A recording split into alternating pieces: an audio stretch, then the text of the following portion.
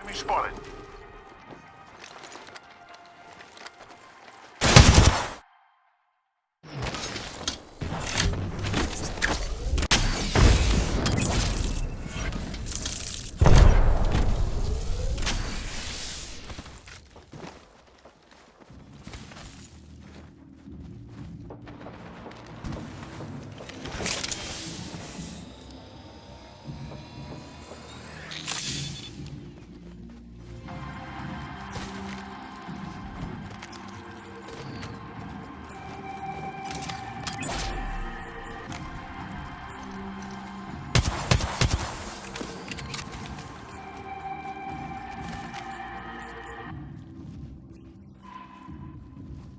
Hostile over there.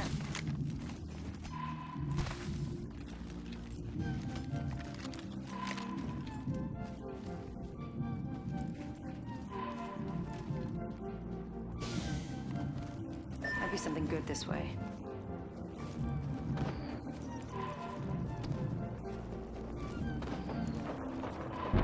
Enemy spotted.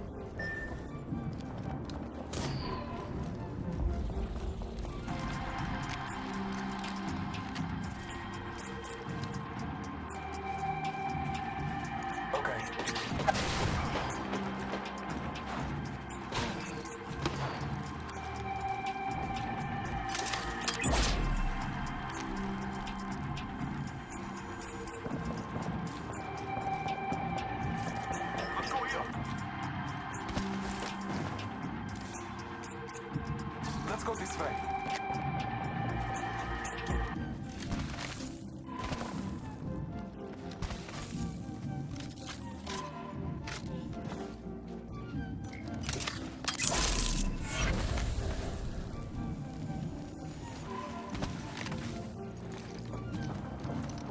Hostile spotted.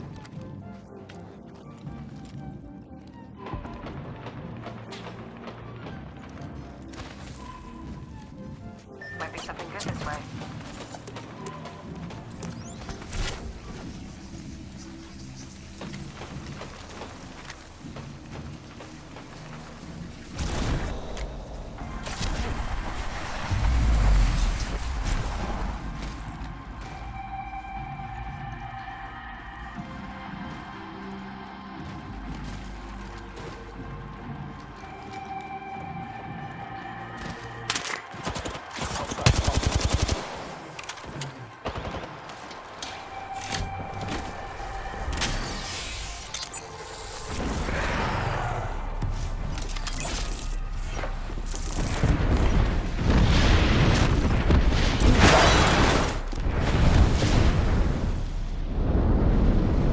Target over there.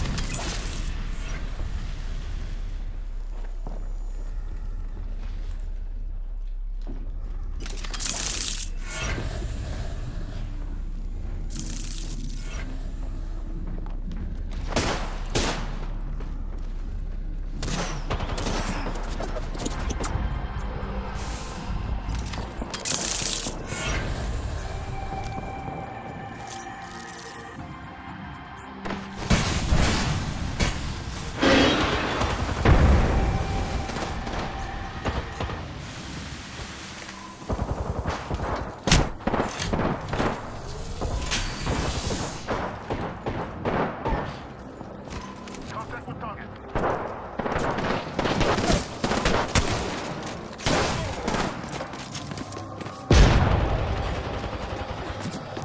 We should go this way.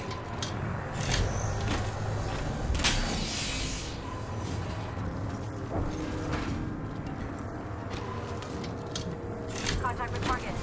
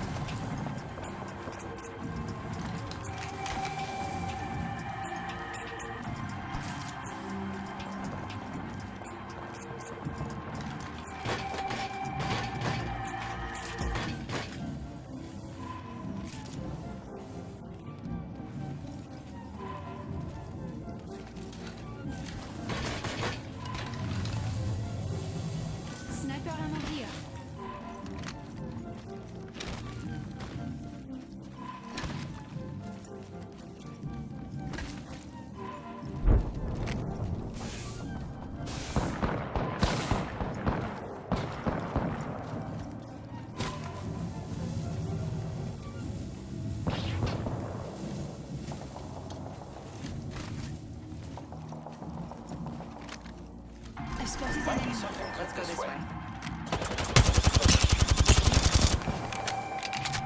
Let's explore this way.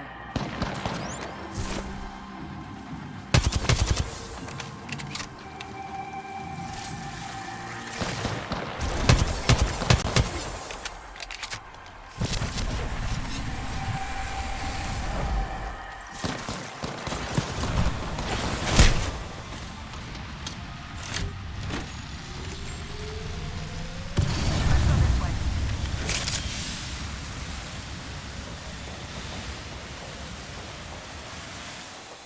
Contact with hostile. Let's move this way. Just spotted target over there. Hostile over there. Let's go this way. Up, spotted. Let's go this way.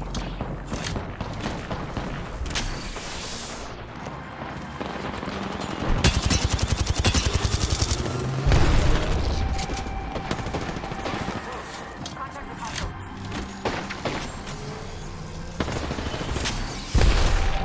Hostile right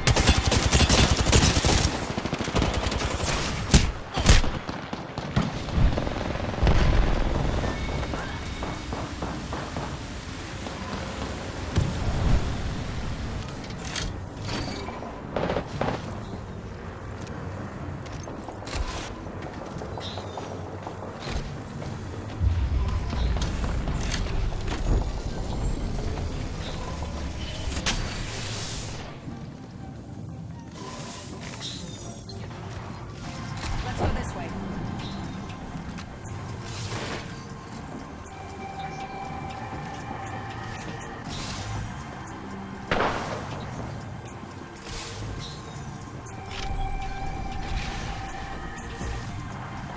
Yeah, going from here. Maybe something good this way. Let's go this way. Yes.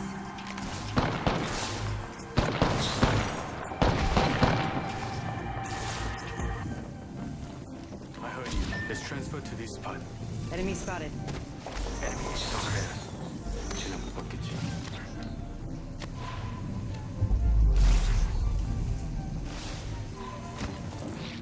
You're being aimed at.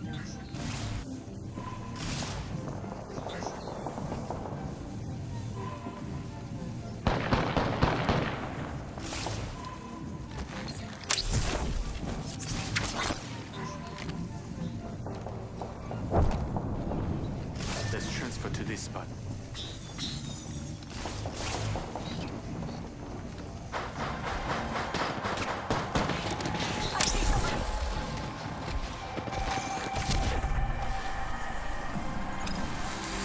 This way.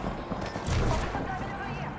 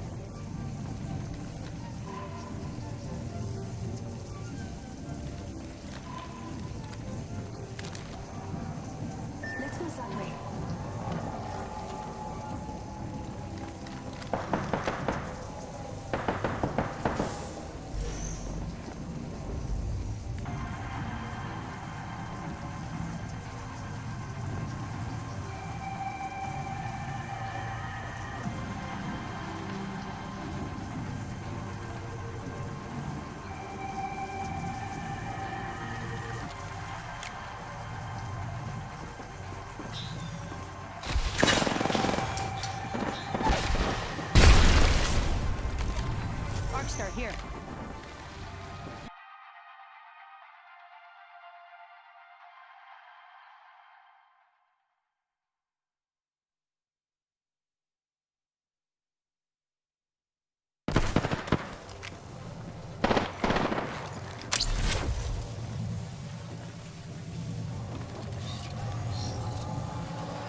I need shields.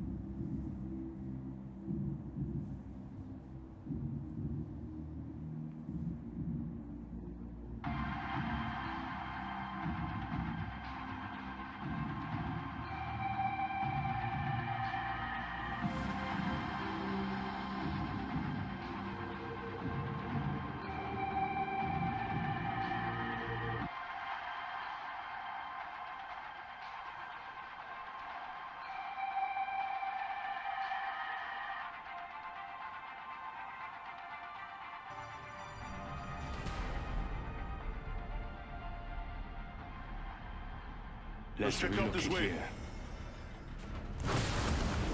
Might be something good this way.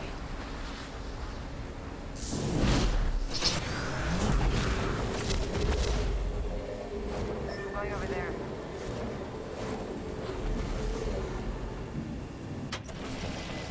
Cancel that.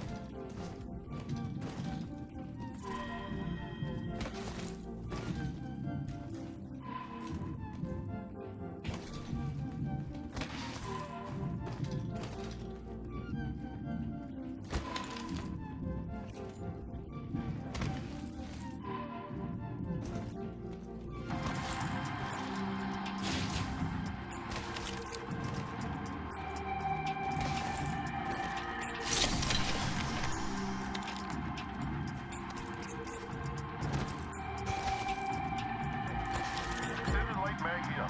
Level 3.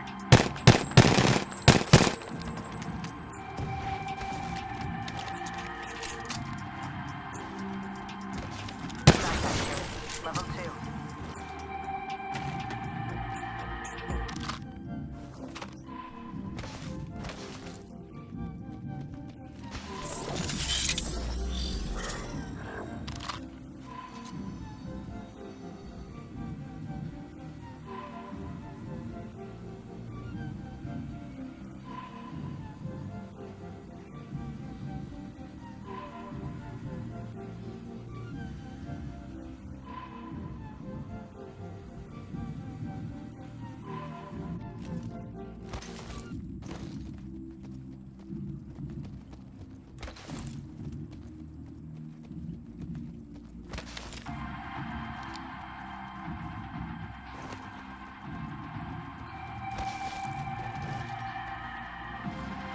Extended light mag here.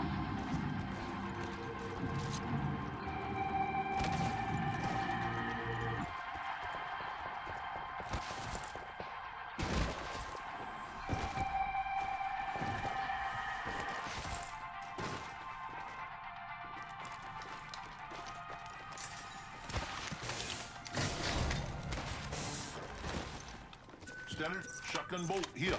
Level 3.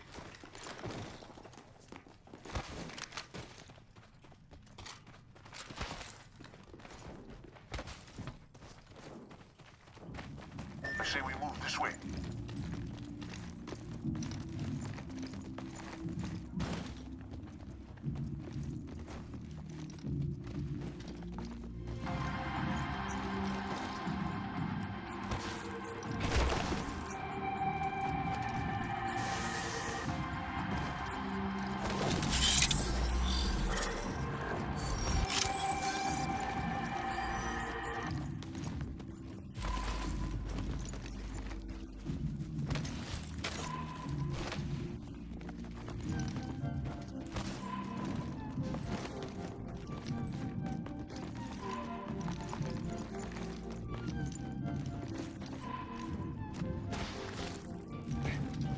Let's transfer to this spot.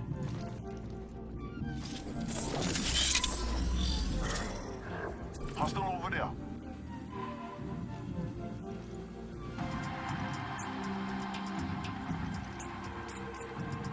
Yeah, enemy spotted.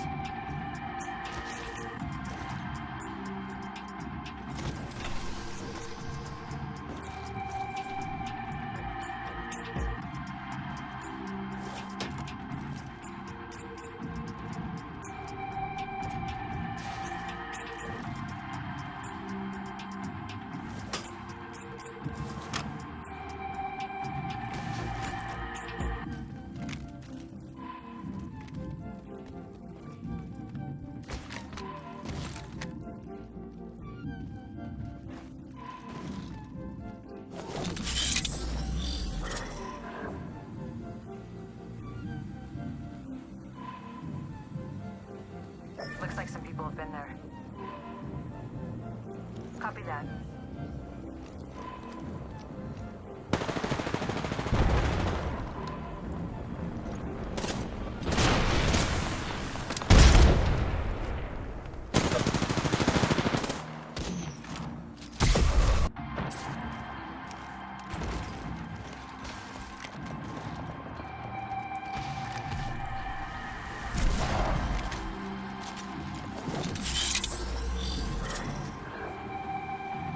Hostile spotted. Let's explore this way.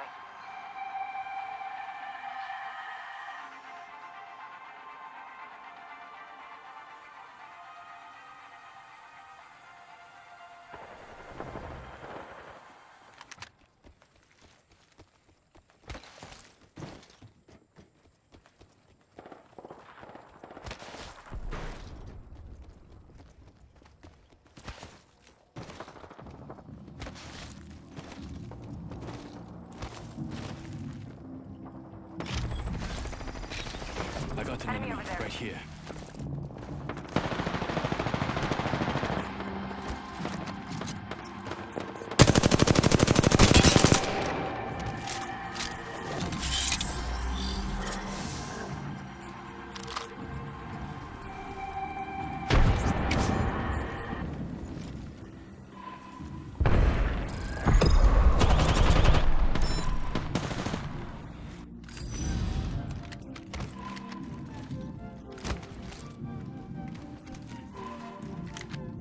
Let's go this way.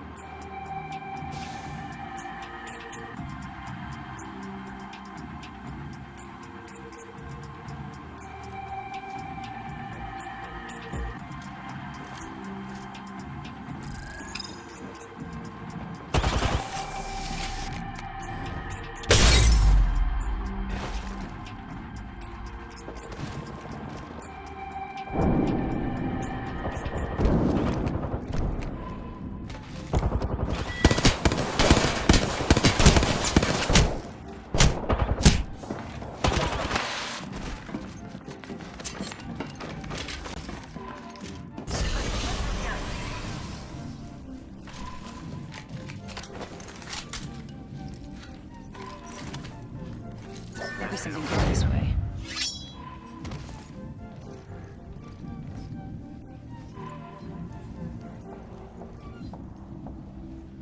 We should move here. Enemy spotted. Supply bins there. Let's transfer to this spot. Hostile spotted. Ultimate accelerant here.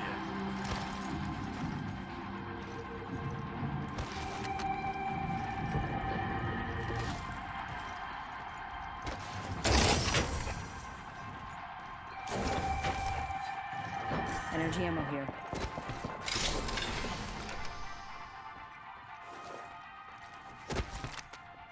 Hostile over there. Let's go here. Allons-y.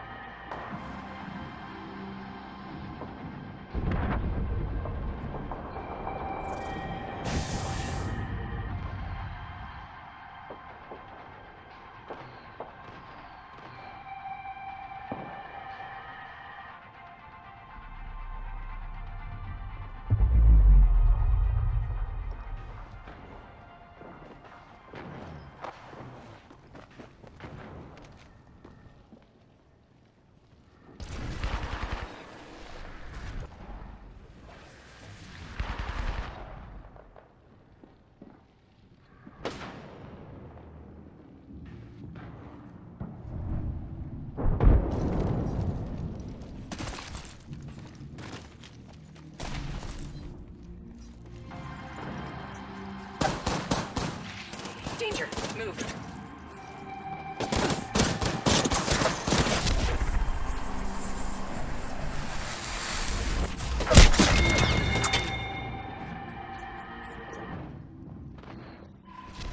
Enemy in sight.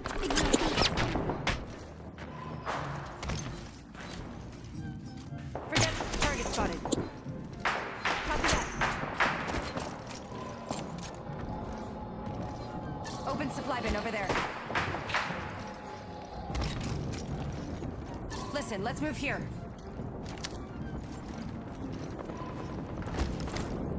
Got one of them. Let's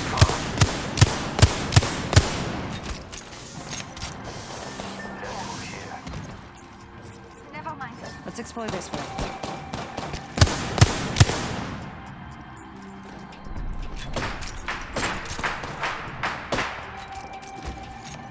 Listen, let's move here.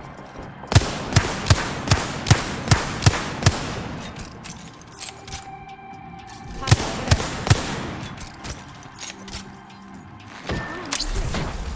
Ignore that. Enemy over there. You're in their sights.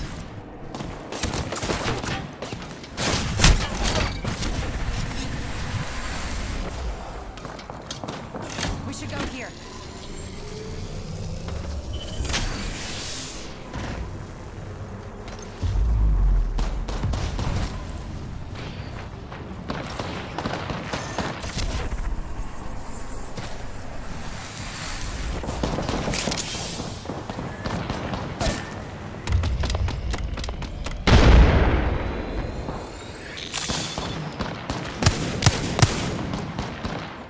Listen, let's move here.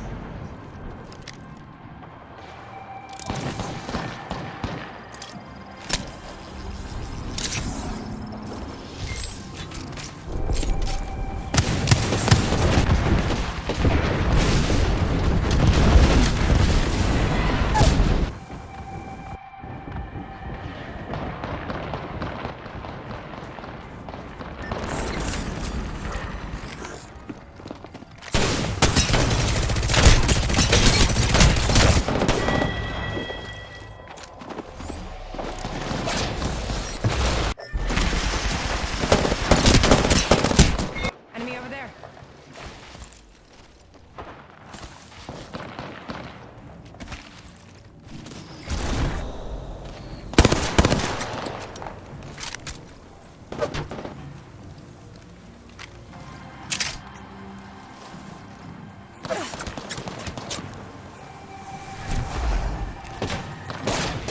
They're aiming right at you.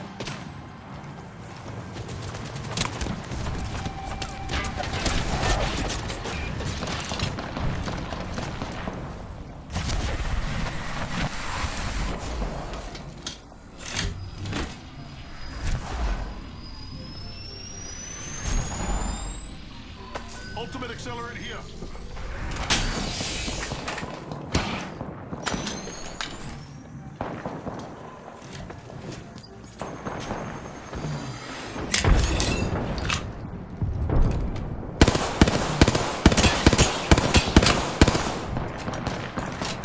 Making contact with enemy.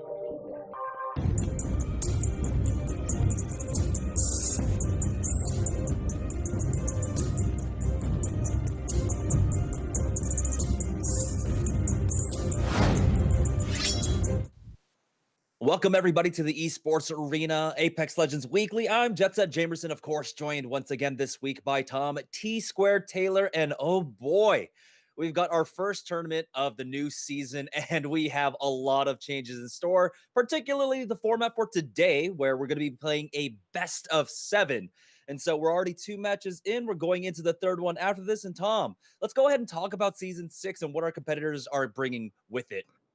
Yeah, I mean, this season's already extremely sweaty. That's why I'm dripping over here. But it's a lot of changes, like you said, Jamerson. I mean, it's gonna be hard to remember all of them because there are just so many. So as we go through the rest of these games, we're gonna be like, oh yeah, that changed too. That changed too.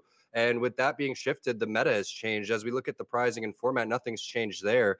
It's all the same. First place is 12 points, going all the way to 16th through 12th, getting 0 points there. 1,000 for the prize pool. Top 2 are the 2 teams that are going to win money here. But when it comes to the actual gameplay, we're going to see a lot of different variations of guns, a lot of different styles, and other players kind of starting to rise while other players are going to struggle to deal with the change. Yeah, we saw crypto buffs. We got a new weapon. The R99 has been created up. So many changes to name, but this is where our leaderboard has shaped up after 2 games. NRG now sitting in first place with 33 points and TSM right behind them, down by 7 with 26. Their second game not going so well. I believe they might have had a disconnect. It was really unfortunate for them. But yeah, this is what we're seeing right now. And you were talking about it, right? We're seeing a lot of different changes in compositions and weapon usages. I'm seeing Hemlocks. I'm seeing Volts, of course. That's the new SMG that's been added on. Triple Take has been one of the options that I've been actually liking to take, as well, as it got a huge buff and no longer needing the precision choke anymore. And so it's been a very interesting thing to see in the last week, to see exactly how everything settles down. I would like another week to really have a strong opinion about something right now, but oh boy, there's so many changes. It's so hard to see where the dust will settle in terms of the competitive meta. Yeah, another week, or you and I could just do 24 hours tomorrow, Jamerson. What do you say? We just cram it all in there right after these games. Maybe we just keep it going. No, not need to get some sleep first. But great job by NRG coming out here hot, taking first place to start. We'll see if they can keep it up. We'd really like to see them play to their ability. But this is going to be a big mental game for a lot of these teams, because it's all about having fun, right? If you're not having fun with this season, if you were so attached to the R9, so attached to these things, and you're not acceptable for, and open to change, you're going to struggle mentally here, and it's going to reflect in the attitude of your team. So the teams that are happy, positive, feeling good about what's going on and willing to adapt right now are the teams that are going to do the best. So really interested to see which team that's going to be, because we all know the $500,000 playoffs come up in a couple of weeks. So all these teams getting prepared for that now. Yeah, we have about 2.5 weeks before the playoffs, and so that's going to be massive. And this is a very important time. And I like the fact that we are going for the best of 7, so it's getting closer to in line with what we're seeing in the Pro Series. And so here we are on board with Urice, RKN, and Zeniles. And what we didn't talk about was a lot of the map changes as well. Like we said, there are so many changes to the season, but a lot of people feel like this is the best iteration of World's Edge so far. The changes, particularly to the railroad tracks, has been massive. There's no more train to deal with, but it looks like Zeniles is on the hunt, as he does spot one out in front of him. He's trying to spot him out, but he has dropped down, as they are just, yeah, there we go. There's the first fight coming in. Yeah, this is a pretty good armor start too. It's pretty hard to find these blue Evo shields, let alone a purple Evo shield too. So we're going to see a lot of Bloodhounds as we talk about the changes. Nice shots right there leading up, but getting this high ground is going to be pretty useful for Zenile or Reese and his squad. So we'll see what he's able to do, because again, finding a Havoc is a great start. Getting this high ground is a great start, but ripped for so many of his shields, as this is going to be sniped down in his squad, as you can see the knock coming in.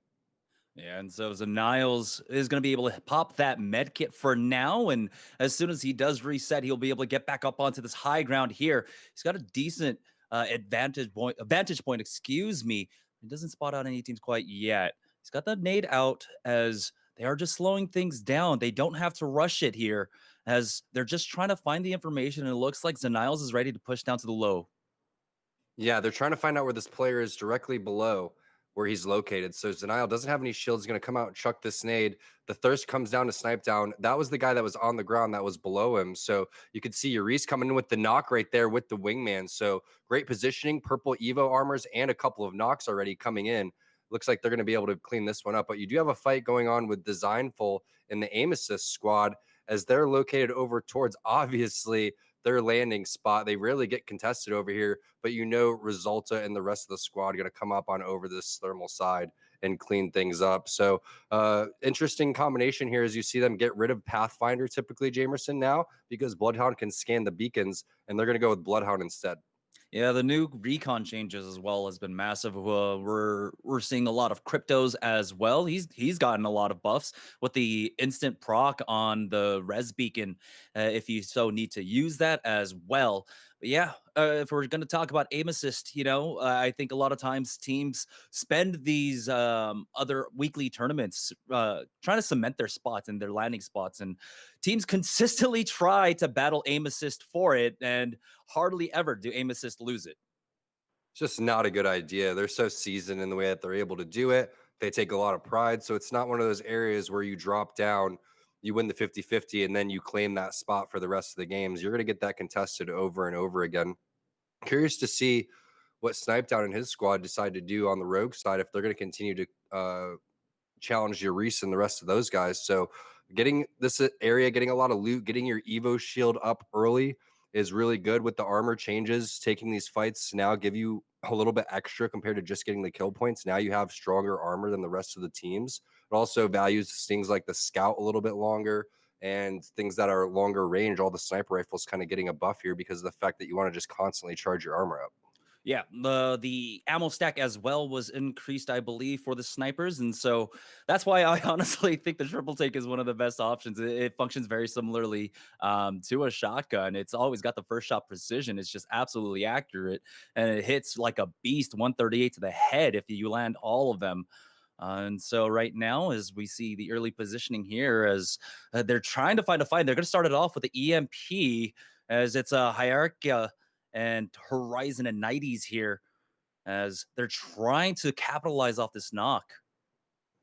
Yeah, it looks like Peach is going to get knocked right there, but they do get the res, and you have decent composition to fight this off with the Watson. So I think they should be fine for now. You could see the team that did go in on that hierarchy is going to get knocked by Sleepy Panda with the devotion, I believe that is. So you could see another EMP, Jamerson, like you were saying, Crypto really getting that buff. We're starting to see him implemented, and it's great because he was one of my favorite characters. Pathfinder was too, but just such interesting changes. We've heard, rumors about Crypto being able to scan beacons for quite some time, and it actually happened, making him just being one of the most annoying players to play against. So many EMPs. What is this, Overwatch during Sombra meta? This is absolutely absurd right now, as I think that's kind of be what we see a lot more often now. It doesn't look like AMG were able to follow up on finishing off the one member of Horizon squad here. And so we're just kind of at a standstill where all the teams, they've kind of blown their load. They've used their cooldowns, and now they have to start worrying about positioning here and trying to get into center zone, as we're seeing Pisha's team currently. They're making their way out of this. They were lucky, of course, to have that third party come in, bought them the time to get the res. And so they're just going to go ahead and take that and just run with it. You're just so poverty at this point, though, if you're splitting syringes and you look down and your teammate only gives you just enough to heal the rest of your health. So you know that these guys don't really have much. They're going to have to work together, like you said, to get into the center of the zone here. They're going to have to find a safe spot where they can crypto up, and also Watson fence off the area so they can use Pisha's drone to go and see where they're going to go and rotate. But you're not going to find any beacons on this harvester side. So the only beacon possibly that they would have got was on that sorting factory side, but they elect to push in here. And it's pretty interesting to see they're not getting much resistance.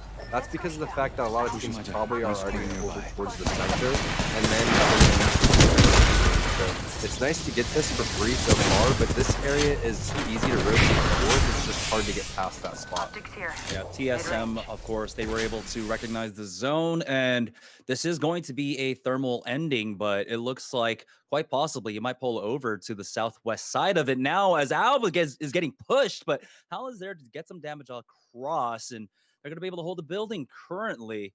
There is someone on their roof, and they do have to be careful. Reps is going to be the one to check the high ground, and it looks like they're on the opposite side on another rooftop here, and so they'll be able to reset for now as Albert Laley is getting close to having his fully stacked Evo shield as well. Hal is 180 away from the next iteration of it. I don't know exactly where Reps is currently. But yeah, this is TSM. They didn't have a great game number 2. Like I said, there was probably a disconnect from what I was seeing. But here we go. An EMP onto DSB. And now where is the rest of the push?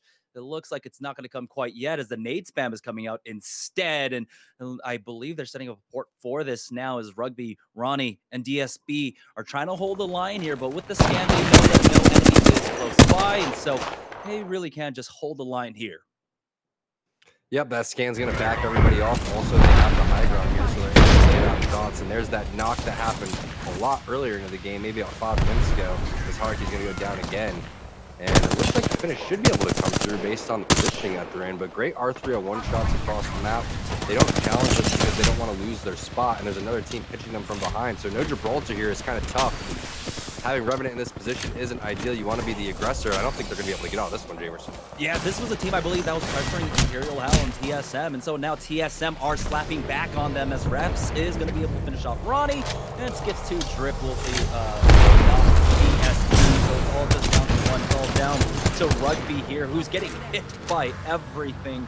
And this is a position where I do not believe he's going to be able to escape and get out with his life. We'll see what kind of pressure TSM mount on them as Skip to Drip will be able to secure that kill for, I believe that was TSM's knock. And so now as we see the line of scrimmage here, it's the choke being controlled by Skip to Drip's team on the high ground. And so we have Imperial Hell and TSM and Co, of course, on the other side. And I like that TSM were able to control that building early. Remember, they've got the crypto. They're going to be able to continuously pop that recon for the ring information whenever they want. Yeah, they're going to be even more disciplined about rotating even faster.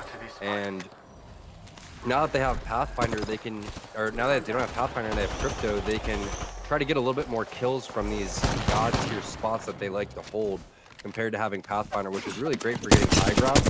But I like the change. I like the openness for Mac Alberelli to go and try something new, and they're adapting and changing. And they're always really good at team fighting. So if you throw that EMP in there, which we know they've done in the past when they've rocked Revenant, it's just interesting to see that it's not going to be Reps on that, and it's going to be Alberelli instead. So I like to see how that plays out. I'm really interested in how that storyline is going to go. But in terms of positioning right here, this is always a spot that can net you some kills, but it's highly coveted because you have multiple teams that are going to try to rotate over towards the tree side. And it looks like they're going to send a portal over towards the loop because you're going to need it here. Only 90 shots in that flat line is just not going to be enough. As we take a look at aim assist, we know they land over here, so they're going to be very familiar on which buildings to hold and which spot to go. So going to be interesting to see what happens between them and TSM and the rest of the teams on over towards the side. The circle is really, really hard to get into right now. So a lot of these teams on the outskirts are going to have to fight each other and then make their way into these teams that are just holding the yard of, line of scrimmage, like you were saying. The pull on this one's going to be very important. As you can see, there's a team already on the platform along with that south side high ground here.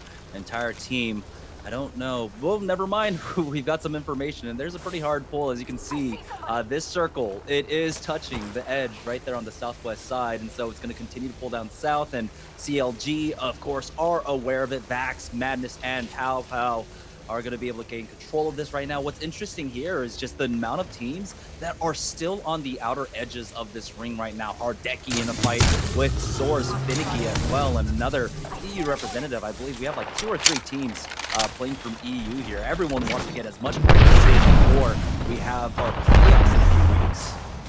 Yeah, this is one of these popular positions, but without many fences and having 2 teammates down, it's going to be extremely difficult to get out of here. As Gambit is going to start corner, Super Panda with another knock. Let's see if he's going to be able to get out of this one. It's going to be Sonya flying in and finishing that one off. Should be able to get both of these reses, but a couple grenades coming in, and you can see the player outline over towards where that mini map is. Not sure if he's going to be able to get this last one off. Looks like he is, and a nice armor swap coming in. So great job by Sonya flying in. Maybe one of the only Pathfinders right now that we have in the lobby. I still like Pathfinder a lot. He's been my homeboy since the beginning. So it's sad to see, you know, him not being utilized as much as these other players. But the more cryptos that you have and the more Bloodhounds that you have, the less useful it becomes. It's kind of like that caustic effect. So one of these unorthodox edge comps that we see here is going to be the 303 squad fighting themselves in a fight. Yeah, they're on the north side of the circle here, and so they're not going to be pressured by it, and it looks like the team is just poking and prodding here, and so they'll be able to get the safe res off, but we were mentioning it earlier on. It's, of course, your economy situation. What do your heals look like? A 7-stack of cells for Oi Senpai. We saw, I believe, 2 medkits as well, and so it'll be safe for now. They do have some options to work with if they want to. They can go ahead and go over to the east side and find their way around the ring, and it looks like, yeah, instead of trying to just go straight down the middle, they're going to find a roundabout way. They have another minute before the ring starts closing here, as here in round number 3, we've got 13 squads left and 37 players remaining. Here it is. They've got the information, scanning that beacon, and it looks like it is going to be a platform ending, though. Is it going to be the western platform or the eastern platform? It looks like TSM. They have an idea. They can go a little west now as they are fighting the team in the big building here. Imperial Hal, he's in a 2v1 and Alberlade are there to help him out, and they'll get 2 knocks. They'll finish that off. TSM picking up massive kills. Great job there by Hal and the rest of TSM. Hal with the initial damage coming in, doesn't even have to pop his phase right there. And one of the key things that he does is he comes around, hits that white armor swap on the ground, and then he's going to finish the guy in front of him so he can secure that armor swap. And that's just extremely basic for a lot of these top tier players, but it's something that you don't see a lot of the lower tier players do. They would maybe try to queue out of there and do something different instead of finishing and securing that kill so that player on the ground can't ping. He gets the armor swap, comes in, helps loot a little bit faster, and now they're going to take over his spot. But I don't think a lot of players were expecting this one to pull on over towards this side. I think people were expecting, after seeing from Madness and CLG's screen, that this was going to pull more over towards the houses and the fences over towards the south side. So now with this great information that they're going to have for TSM side, they basically own this high ground over towards this area, which is fantastic. Well, we already saw CLG actually making the pivot and going over to that western platform now, as we got a big fight here in the red.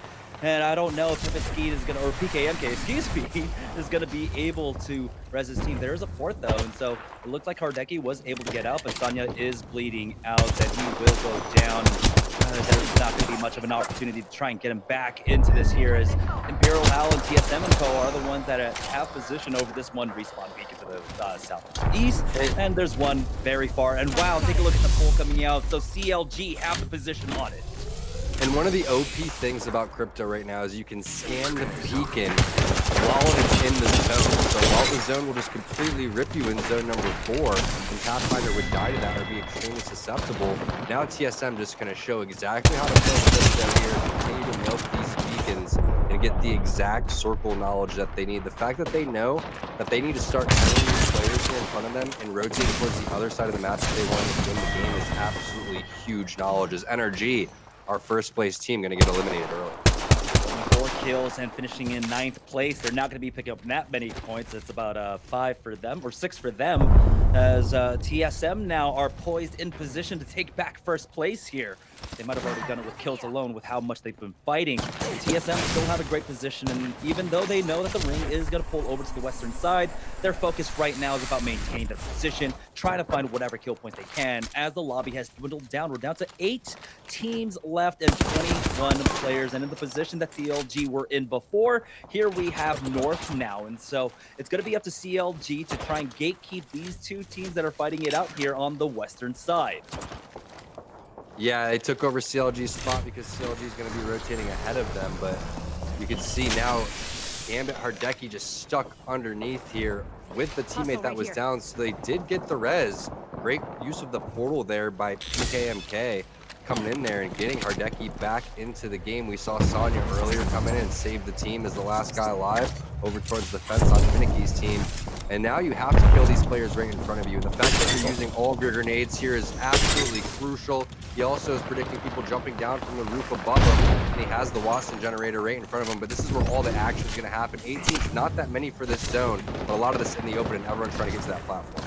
CLG's trying to put a stop to North right now. We do have the early bubble coming out.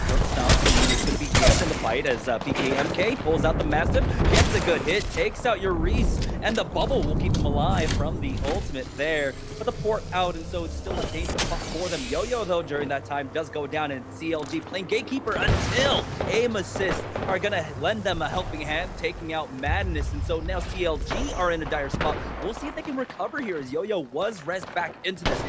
Stomps is going to be able to take the high ground here. Now Gentrifying will take out Madness. And so now CLG are just down to 2 as they have to reset here. Zone has slowed down. We've got a minute and 15 before it starts closing, but they have been scanned. Yeah, I mean, there's going to be scans happening every 5 to 10 seconds here because of the amount of Bloodhounds that they're going to be. So expect a big MPM coming in. There's another sonar detection, another Bloodhound coming in with the scan. And we know if he's in his ultimate form, and he's going to be hitting that every 6 seconds. So we'll see what happens here with North as they set up in a pretty decent spot here. They have the Gibraltar, which is going to prove extremely useful. So if they can get into the zone here and lay this bubble down at the right time, and good things like this unfold in front of them, where people are using their EMPs and fighting, they can just come in with the third party and be in a great position. Yo-Yo is going to have another scan soon, and I expect this one to go over to the platform here to see exactly what CLG is working with. But oh no, they do not push together as a team, but Pal will get finished off, and there we go. They should be able to stabilize off of this. As we can see, there are still 2 members on the platform over there, but it's 3 hostiles detected for them. Throw down an R-Start to try and hold on the line, but Albralele swings on in, gets 2 knocks, and he will be able to finish them off in that 1v3 TSM. They're the team that were able to take over the platform. Just Madness, you know, CLG, they had the opportunity to try and take control over here. I think they just got a little bit of over-aggressive and got punished for it ultimately here. Now TSM, they are poised to take back in a big way with Rogue going, or excuse me, with NRG going down early.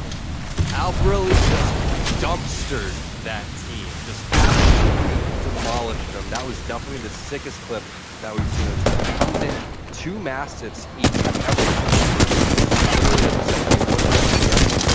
res. They have to be stoked after that. This is going to be Aim around the corner.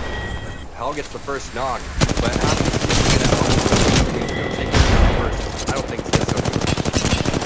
And aim assist are out of it as well. It's all down to 2 squads as Albralele with a PK in his hands will be able to take out Zed Niles. Now it's a 1-2. Albralele will be able to get the armor back up, but he is finally knocked down to a 1v1, but Reps has the HP advantage. The flatline is pulled out for Arcane. Here he's got the Mastiff, but now he's zoned out with that nade. Coming back around. 75 HP. Will it be enough to work with? No. Reps will be able to finish it off, and TSM get a second win today, and they will take back first place. Yeah, Reps doesn't lose that. TSM doesn't lose that. Not after Albralele just completely comes and slaps those 3 players around the corner. Once your teammates get something like that and you get pumped up, there's nothing that the other teams can do. He literally comes in and they finish like maybe 6, 7, 8 kills over towards the tail end of that game. They have to be feeling good, and I'm just really impressed with the shots right there. I mean, TSM looking extremely strong and scary right now. And you can see why it's so important to try and find the proper timings. And TSM is one of the best teams at it, right? They weren't in the best position, but they knew how to take advantage of it. They had the Eastern platform to work with, and they were waiting for that one team on the Western platform to just give up that position, and they were able to take it and, of course, take the win off of it. And TSM, they have been coming back in a big way, and I love to see. We were talking about it. You were talking about it. The kind of role swaps, the change in characters to really see, to test these things out. And it looks like they are really finding their footing, and they're doing it massively here. I don't know exactly how many kills they got, but we know they got like 6 or 7 in the last 2 minutes alone. Yeah, and Crypto's hitbox is different than Pathfinder's, right? And he doesn't have that low profile like Pathfinder has. So I think that he's not a refrigerator type tank tall character, right? So when you put Albralele on something that's really small and quick and nimble, you can really start to see his movement shine through. And if he can have fun playing on Crypto, he's going to be just absolutely disgusting. As we look at the kills overall, 15, not as much as we were thinking overall, as they were able to just completely mop over towards the end, but just still a strong statement game. great use of the crypto there. And I'd have to say, even though you see Reps over there with the most damage, I have to give it to Albrille there with that 3v1 charge down over towards north side. I mean, that was just absolutely ridiculous. That is really important, right? Because it clears their south side, and so makes that fight that they have to take to the north that much easier when they don't have to watch their back anymore. And so that's so much space that is created by Aberlele, and that's what he's known for. That's what he used to be able to do on the Pathfinder back when he had a little bit more leeway with the grapples, right? He was able to get in, dish out a lot of damage. Hal's right there to follow up, and then they are able to control the zone that way. And now they're doing it here once again. And this is just game number 3, by the way, folks. We've got 4 more in store for you tonight, a special treat here in season 6. And so they've already have a massive lead. I believe they were down by, what was it, 7 points to NRG before this game, but NRG went down in 9th place with about 4 kills. And so TSM are massively in the lead now.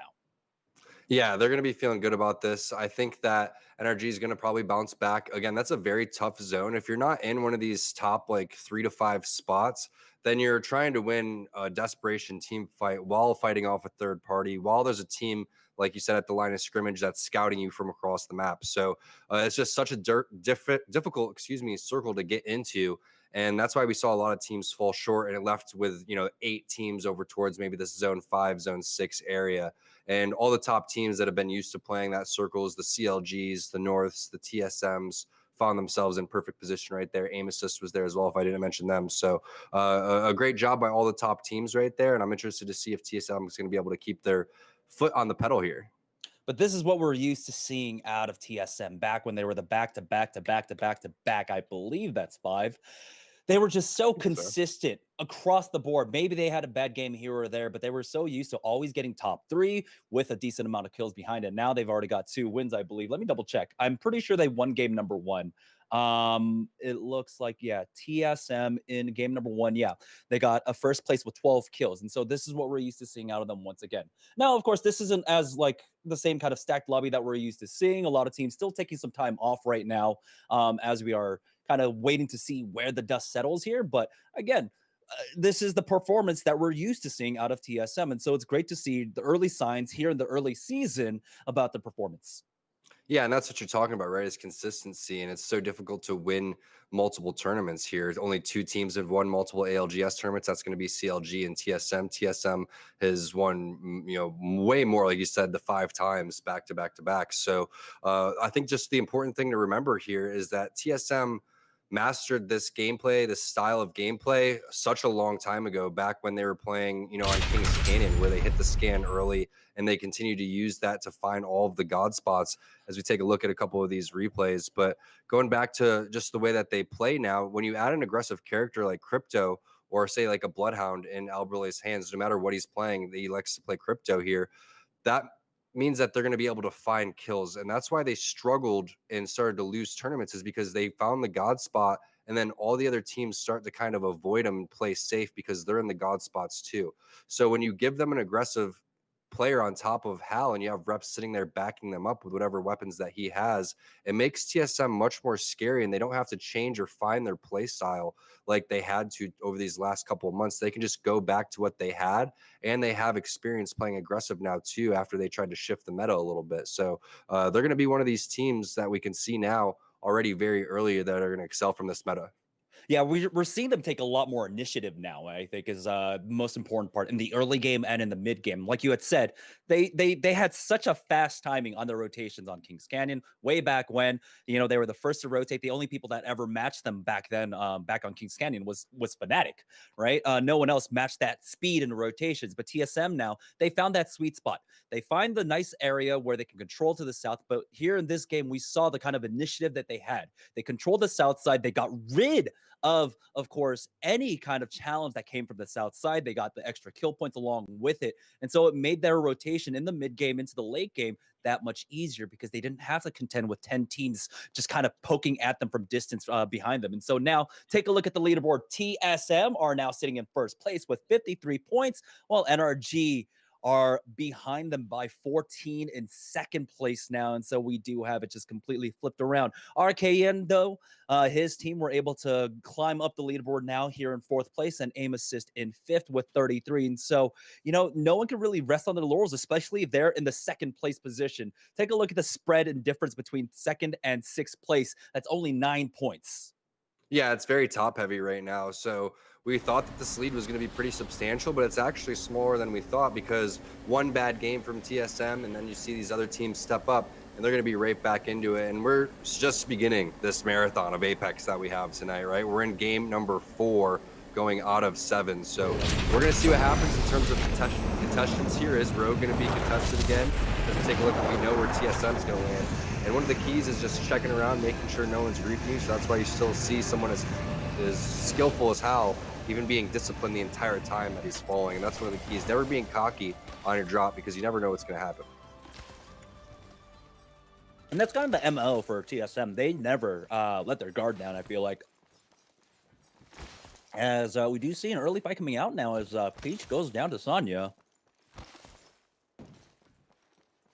Yeah, TSM, they're just so disciplined because of the way that they communicate to one another. They definitely, I would use the term, get in one another's ass, where they just get into fights and get verbal with one another. They're not afraid to, just like sports, right? You see a coach almost like curse out players that aren't doing the right thing. That's what happens on these guys' stream, where, they have this crazy way of giving constructive criticism, and it's extremely intense. And when you do that, you don't want to disappoint your teammates because you don't want to be on the receiving end of being called out on that, right? You want to let these, you don't want to let these guys down. You want to play at the highest level. And if you never slip up and you take practice extremely serious, that's what all the greats do. Is we take a look at a lot of fights happening on all over the place. This is going to be Bronzy, Naughty, and Helping fighting Drix and his squad. Looks like we're going to be in a 1v1 situation here, having the bubble and the res as well, so possibly a 2v1 situation. But great armor, great guns here for Naughty. Let's see if he can pull this one off. Oh, he hits it big with the Eva, getting the knock onto Rated R. And so now it is down to that 1v1. He spots him out running across the ways as we go back on over to Sorting Facility here as Sonya is trying his best. He's left down as a solo himself, I believe, in a 1v1 now. No, it's a 2v1 as the Watson jumps over the railings, gets that, and Naughty he's just going to go ahead and get out of here as he's not going to be able to recover, helping him Bronzy. And that's, the worst case situation there, not having the crypto. That would either the crypto or the or the Wraith would have been great to stay alive here, as they have the highest chances of being able to get the res, especially the crypto now, being able to both recover the banners and revive them. NRG, though, it looks like they've got the early positioning here, and they think it is going to be this this train station ending, which I think a lot of people are used to seeing. And so control of this position is going to be very important. It's all going to come down to Nathan, on the Watson there, to make sure that he has proper fence positioning, that no team's really going to push them. But generally here, this is one of those center zone circles where, you just have to keep your wits about you, and really the rest of the lobby does the job for you, right? There are just so many teams on the outskirts that they're fighting, that they're busy worrying about each other, that often you're not getting pushed in this position. Yeah, and you can see the use of crypto here, checking to see which doors they're going to be at, just annoying them like a little bee buzzing around every which way. And this costs ammo. It's also gives away your position, and you can see NRG is not content with letting these guys stay in there. He's going to open the door like a little pest. Flies can't open doors, so that's even more annoying. Fortunately, crypto can't fly through the bars in the windows quite yet. If that happens, I think we're all done for. But this spot, Jamerson, is a little bit tough because of the Watson changes. Holding this early is going to be difficult because of that generator running out after 90 seconds. But we see TSM picking up a couple of kills on the top right. But we also see RKN, Reese, and Zenile getting into a fight that they don't want to be in. Being on the bottom of Harvester is not ideal. And they're just going to go ahead and back away from this if they can, as we see a team getting wiped. It looked like over at Epicenter there. No. Yeah, it was. So TSM are going to be able to take out Hierarcha Horizon and company, as we're seeing the RKN squad now just stabilizing here in Harvester. And, there's no real rush for them. They are in the circle. And so they can take their time here to decide how they want to rotate this one out. They can, of course, if they want to try and avoid this fight, rotate out to the east or to the western side. We'll see how important it is for them to try and get some points right now. It looks like it was Skip2 Drip and Hillbilly Mo's team that are sitting on the opposite end. The triple take comes out. He does not land his shots as he has to run away from this nade spam. And it looks like, yeah, both teams are just going to go ahead and call it there, as they are going to go ahead and bounce out of Harvester and start making their rotation now to try and find a position for this next zone. Ooh. I mean, they're already on the edge, so my advice to them would be just to take this fight, but there are multiple teams over there, so if they can get to a better spot, let the fight happen, and then come back and third party this, that'll be nice. But what they're not expecting is going to be this death totem, as Rugby is going to get sent back. But Harvester is so far from the zone on where they got to go. All these teams are going to have to deal with each other at one point or another. So I think we're dealing with 3 teams over towards this Harvester side, and you can see Reps, TSM, and Hal, the rest of the guys, getting some kills over there onto Senpai. So they're just mastering their route, coming through and clearing out anybody in their way as 303 is going to drop. And now TSM dropping 2 out of the 4 squads that have been taken out. But this Harvester fight is going to be super interesting because you don't know if a third party is going to come at any time. Yeah, and I love how TSM are playing this. We haven't been able to really watch them, but that kind of rotation path, right? Going northeast, taking a fight over at Refinery. When you have a mastery of like knowing where your opponents are, just because of your experience that TSM has, right? Imperial Hal's shot calling is going to allow them to be like, oh, we don't have complexity in this lobby, so we don't need to worry about fighting them up here on the north side of the map. We can go ahead and push these fights, and they're going to be relatively safe for us. That's the kind of confidence you're allowed to have, especially when you're such a championship and seasoned veteran team here for TSM. So they're getting these early kill points. They're creating space for themselves, and they're growing that lead that they currently have up against NRG. Yeah, if we don't have any crazy action going on, I'm going to elaborate on that a little bit. I think that when you land in the same spot over and over again, like TSM, and you have this discipline and you have the idea of what certain teams do, like you said, if Complexity lands over there, they're going to have their number and kind of know what Complexity's routes are. Complexity likes to go over to Refinery based on whatever zone it is or whatever it is. They're going to know what Complexity is going to be able to do.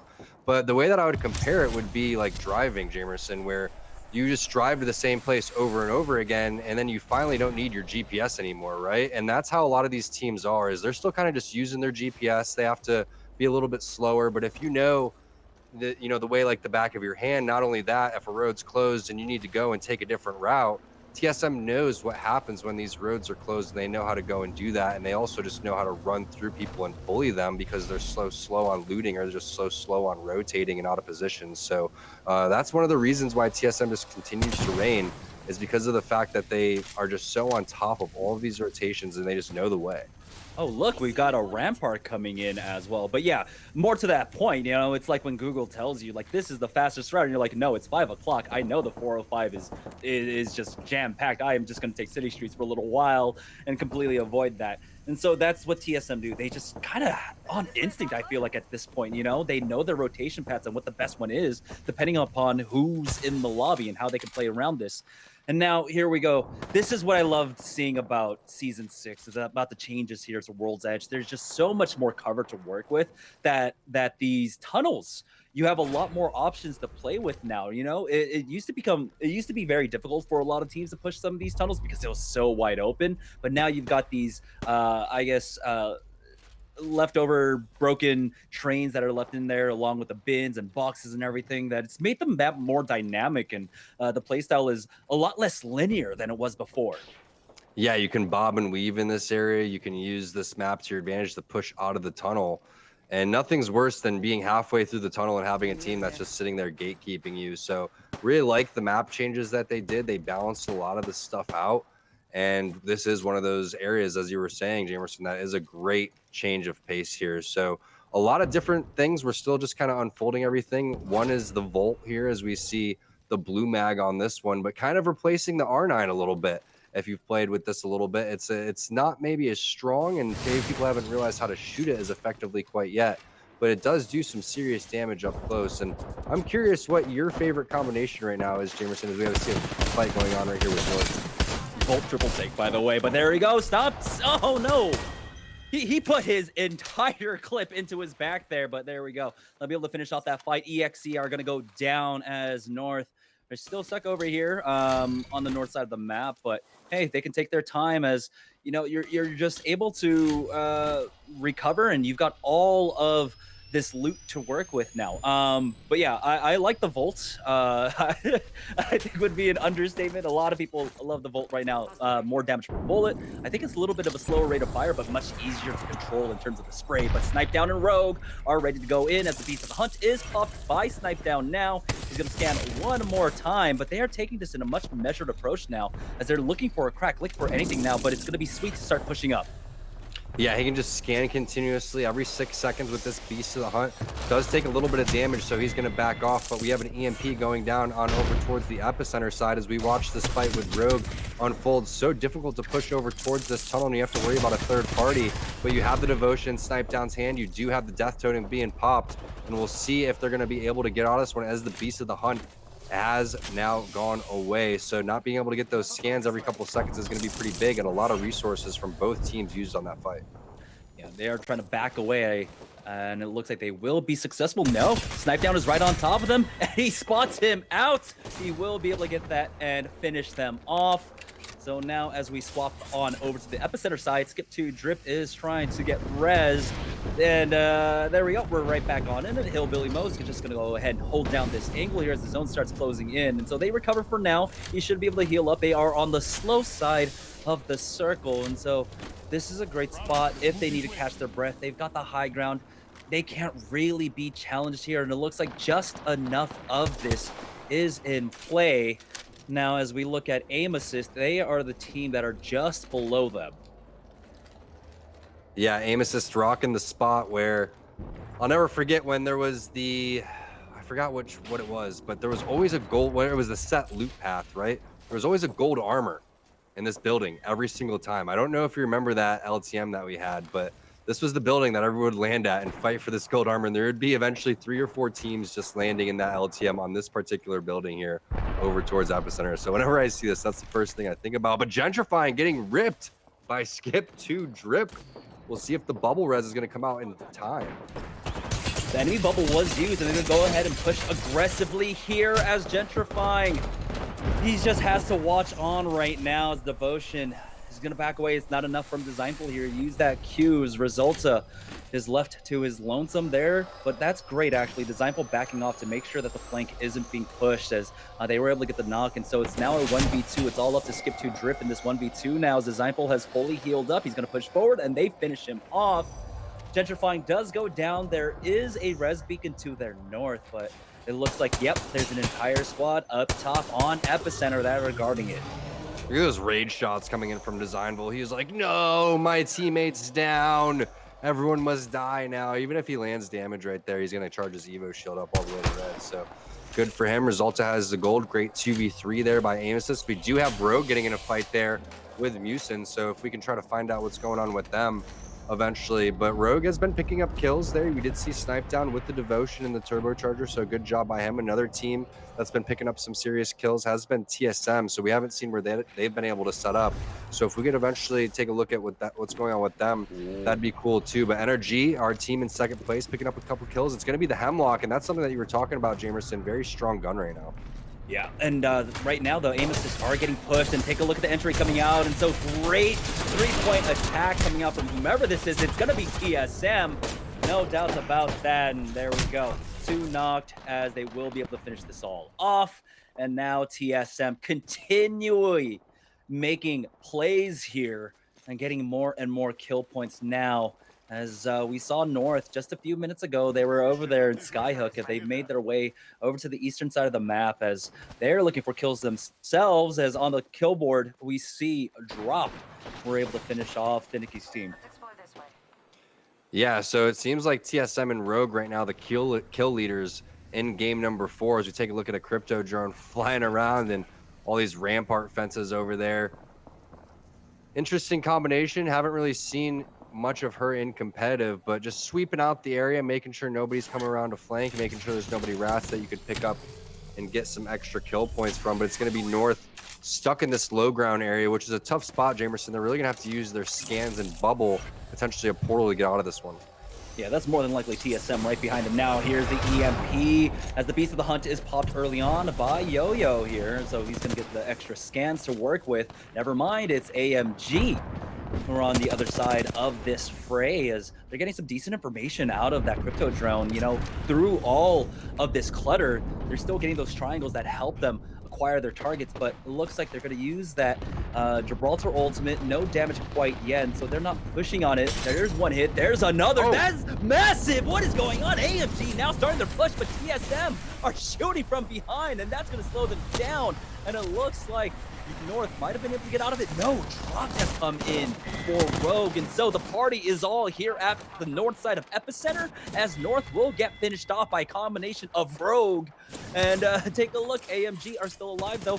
TSM are down to just one though, as RKN able to get his revenge against them. Will he be able to finish it all off? Alberlele will get thirsted. It's all up to Hal here, as RKN wants to clap back after the ending in that last game. But Imperial Hell, he's sitting on 175 HP. He's got a Havoc down with the turbocharger doing decent damage, but he's still fighting uphill, and he will be able to finish them off.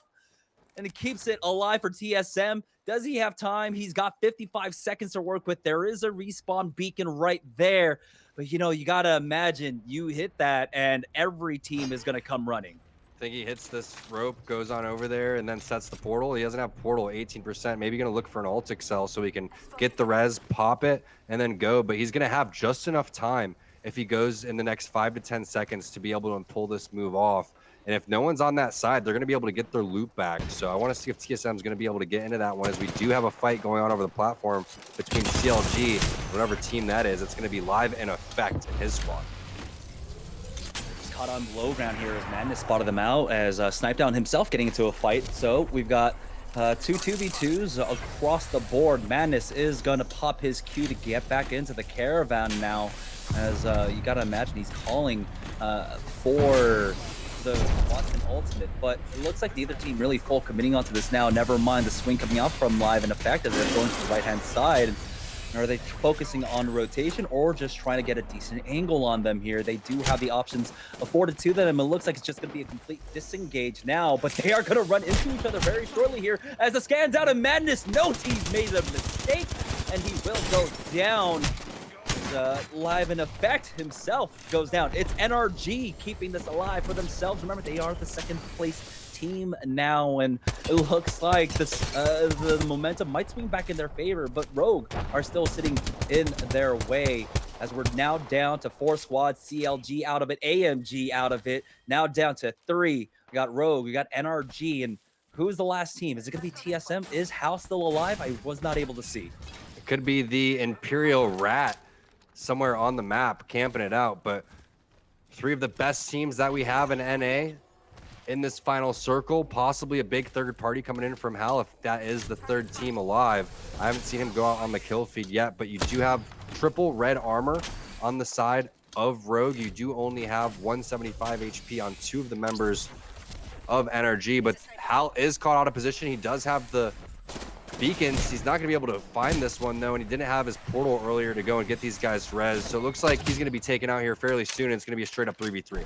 Between a rocker and a hard place was Imperial Hal. Either side of the portal, he was just stuck between both teams. And now we're down to, well, what was a full 3v3, but NRG have the advantage. He has gone down. It's all up to Dropped and Sniped down here. It's a 2v3. NRG smell blood in the water. They desperately want this win, and they need to get it. TSM put up 13 kill points, I believe, in this game, and so they're not going to go down easy. And here, NRG need to pick up both these kill points. These are going to be crucial going into the last 3 games of the day. And this is great side-by-side point of view, so we can see the thought process between each player, but it's going to be Sniped down caught on the open. While that's happening, Drop's going to lay down some cover fire, but now Sniped down gets taken out as they had some miscommunication. He runs towards over the house. Nice shots there by Drop, but he's in a 2v1 against 2 of the best players right now. I'd be shocked if he's able to pull this off. Oh, he's hitting it with the massive, but no, it looks like it will go down. And so, with the opportunity to try and take back the lead, it's not going to work out for them here, but what an ending we had. And there was still an opportunity. You know, we said it was a 3v3v1, that Imperial Hal was still alive. There was a chance, you know, he could have come back for this, but unfortunately, he got caught out between both teams. And I think right here, this game was one of those examples of that goes to show how important it is to have experience here on this map. You see that circle, you see the second circle, you know exactly where it's going to be ending. And so we saw the teams, of course, preparing for that early on. TSM really clearing out a lot of the eastern side. NRG with their rotation is, of course, Rogue finding nice edge fights for themselves. And it looks like NRG, yeah, able to finish that one out with how many kills is that? 6 points in KP, or 8 points in KP. Yeah, and you have TSM with the most kills overall, I believe, is they're going to have 13. So it was just up to Hal to go and try to rat as long as possible. Unfortunate for him that you are going to have Bloodhounds on the map. They're going to be scanning you at that point.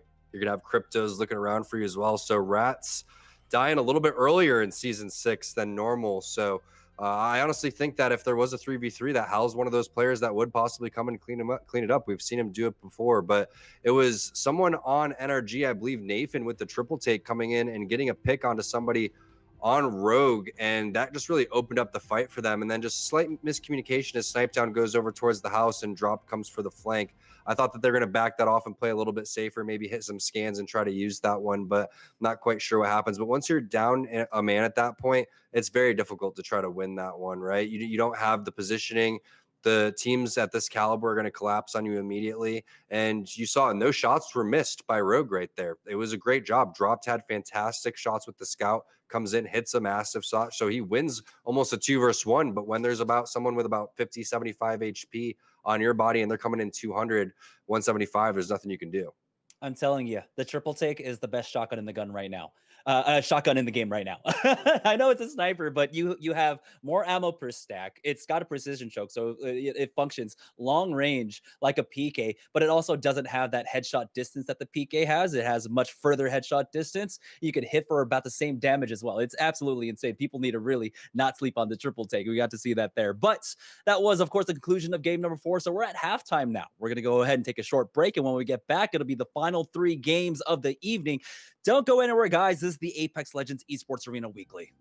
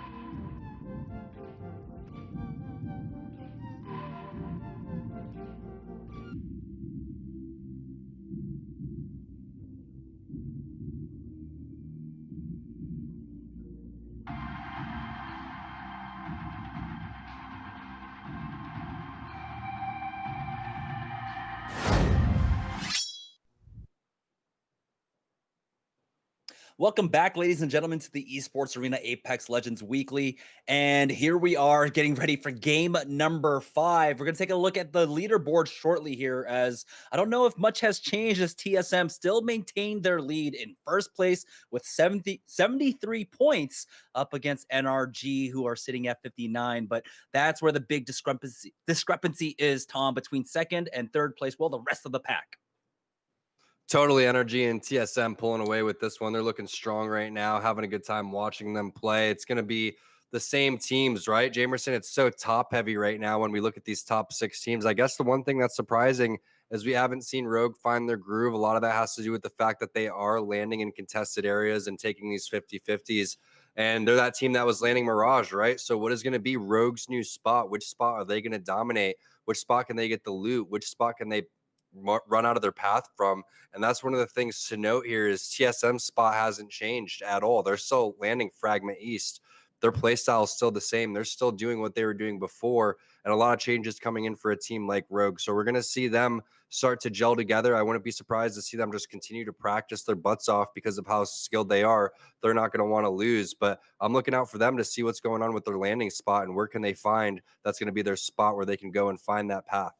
Yeah, which is why these weeklies are so important right now, as we are basically just in the waiting room for the playoffs that'll be taking place in a few more weeks. And so you try to get every ounce of practice that you can in the most competitive environment you can. Come next week, I expect a lot more teams to sign up for our weekly. Guys, this is a hint, sign up for our weeklies, as it's been a lot of fun to watch and a lot of fun to cast. And heading into game number 5, we have to ask ourselves, can anyone stop TSM? They've got 2 first-place finishes.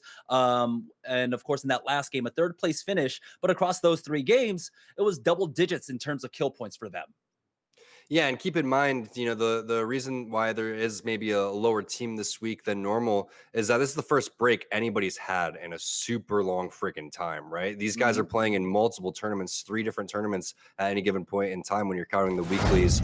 And this is the first time they've had an actual time where there is a month ahead of them. So whether it's just taking a little bit of personal time or just gathering themselves and kind of just enjoying themselves, it's interesting to see which teams are refusing to take any breaks. And I could definitely bet my money on TSM to be there all the time and to practice all the time. And I really think that a lot of teams should take a page out of their book. No matter how tired you feel like you may be, playing and adapting in Season 6 is extremely important, and you could fall behind very fast based on the amount of practice that a lot of these guys put in.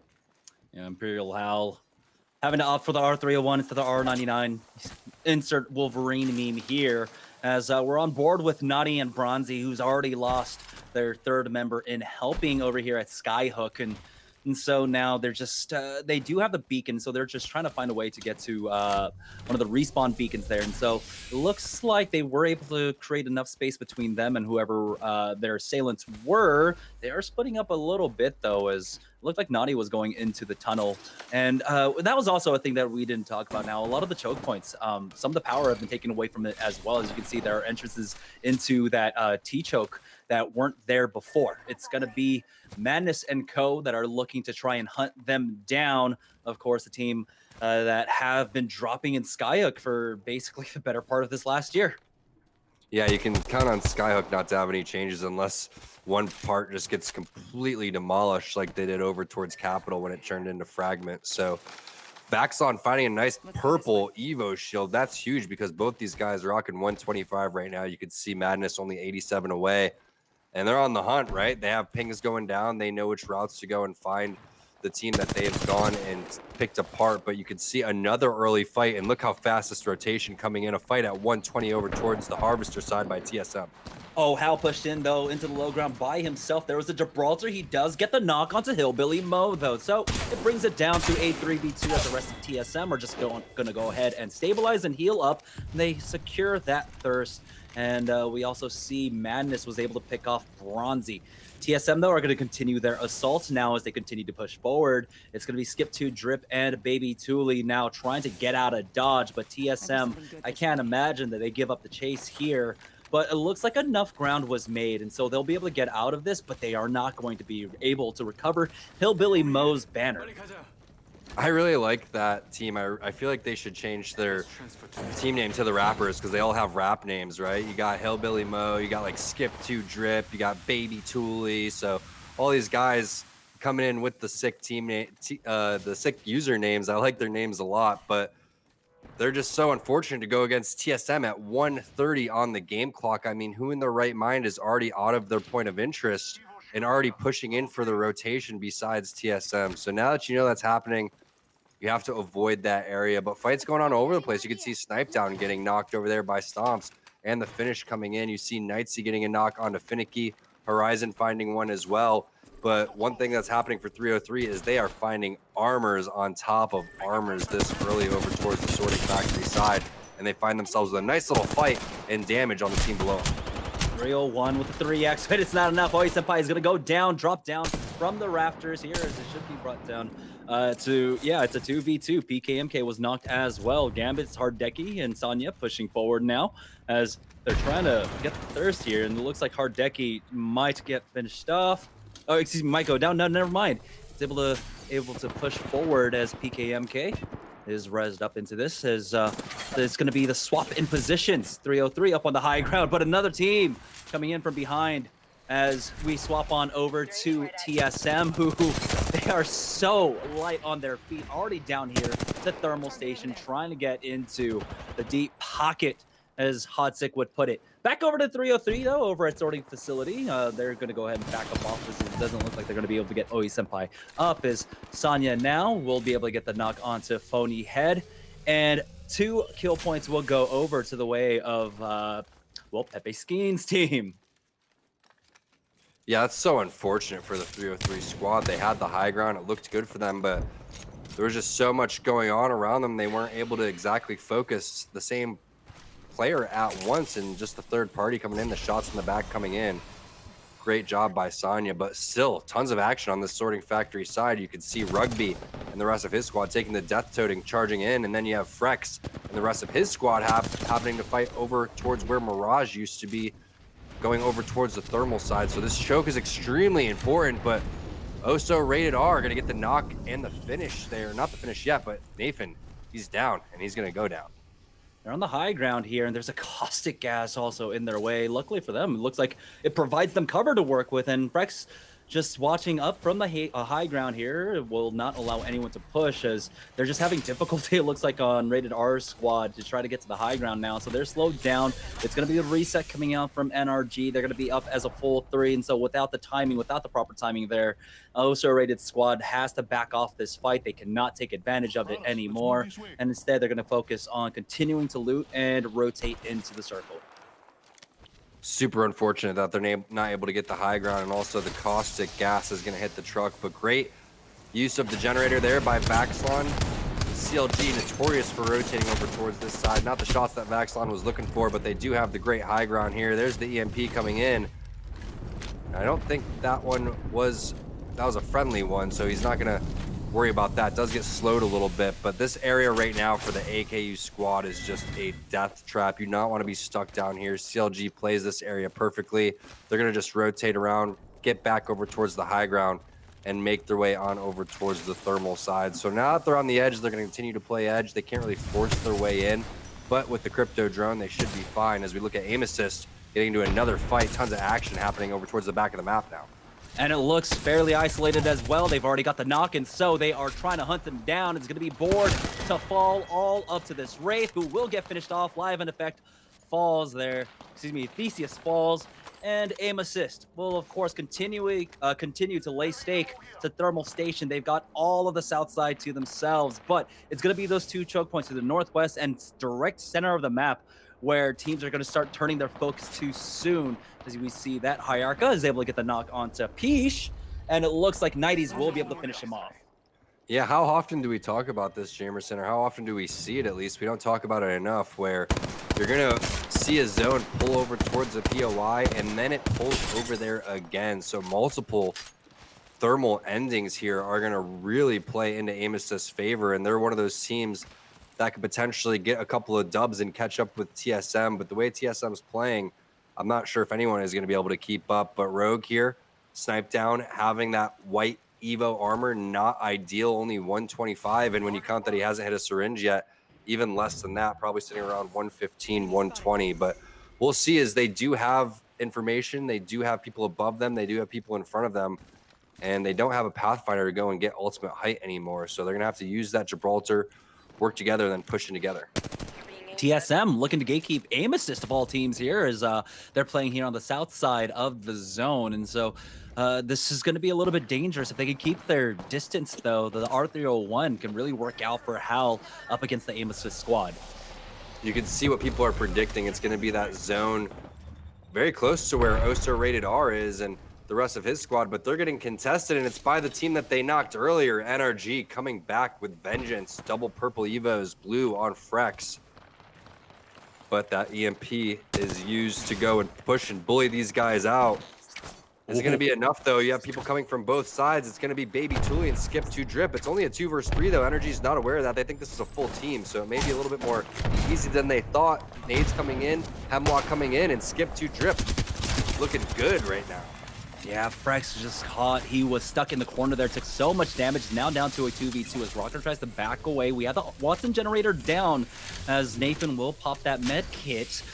They can push up to the high ground here as the push is not quite coming out yet. Frex is going to get DC'd unfortunately there, so they're not going to be able to bring him back into this game. I don't know how well that reconnect function actually works anymore. As Baby Tuli goes down, Sonya comes in, and now NRG might be able to pick up another kill here, but they're getting shot from behind. That might be TSM, and we saw earlier to the western side of the map now.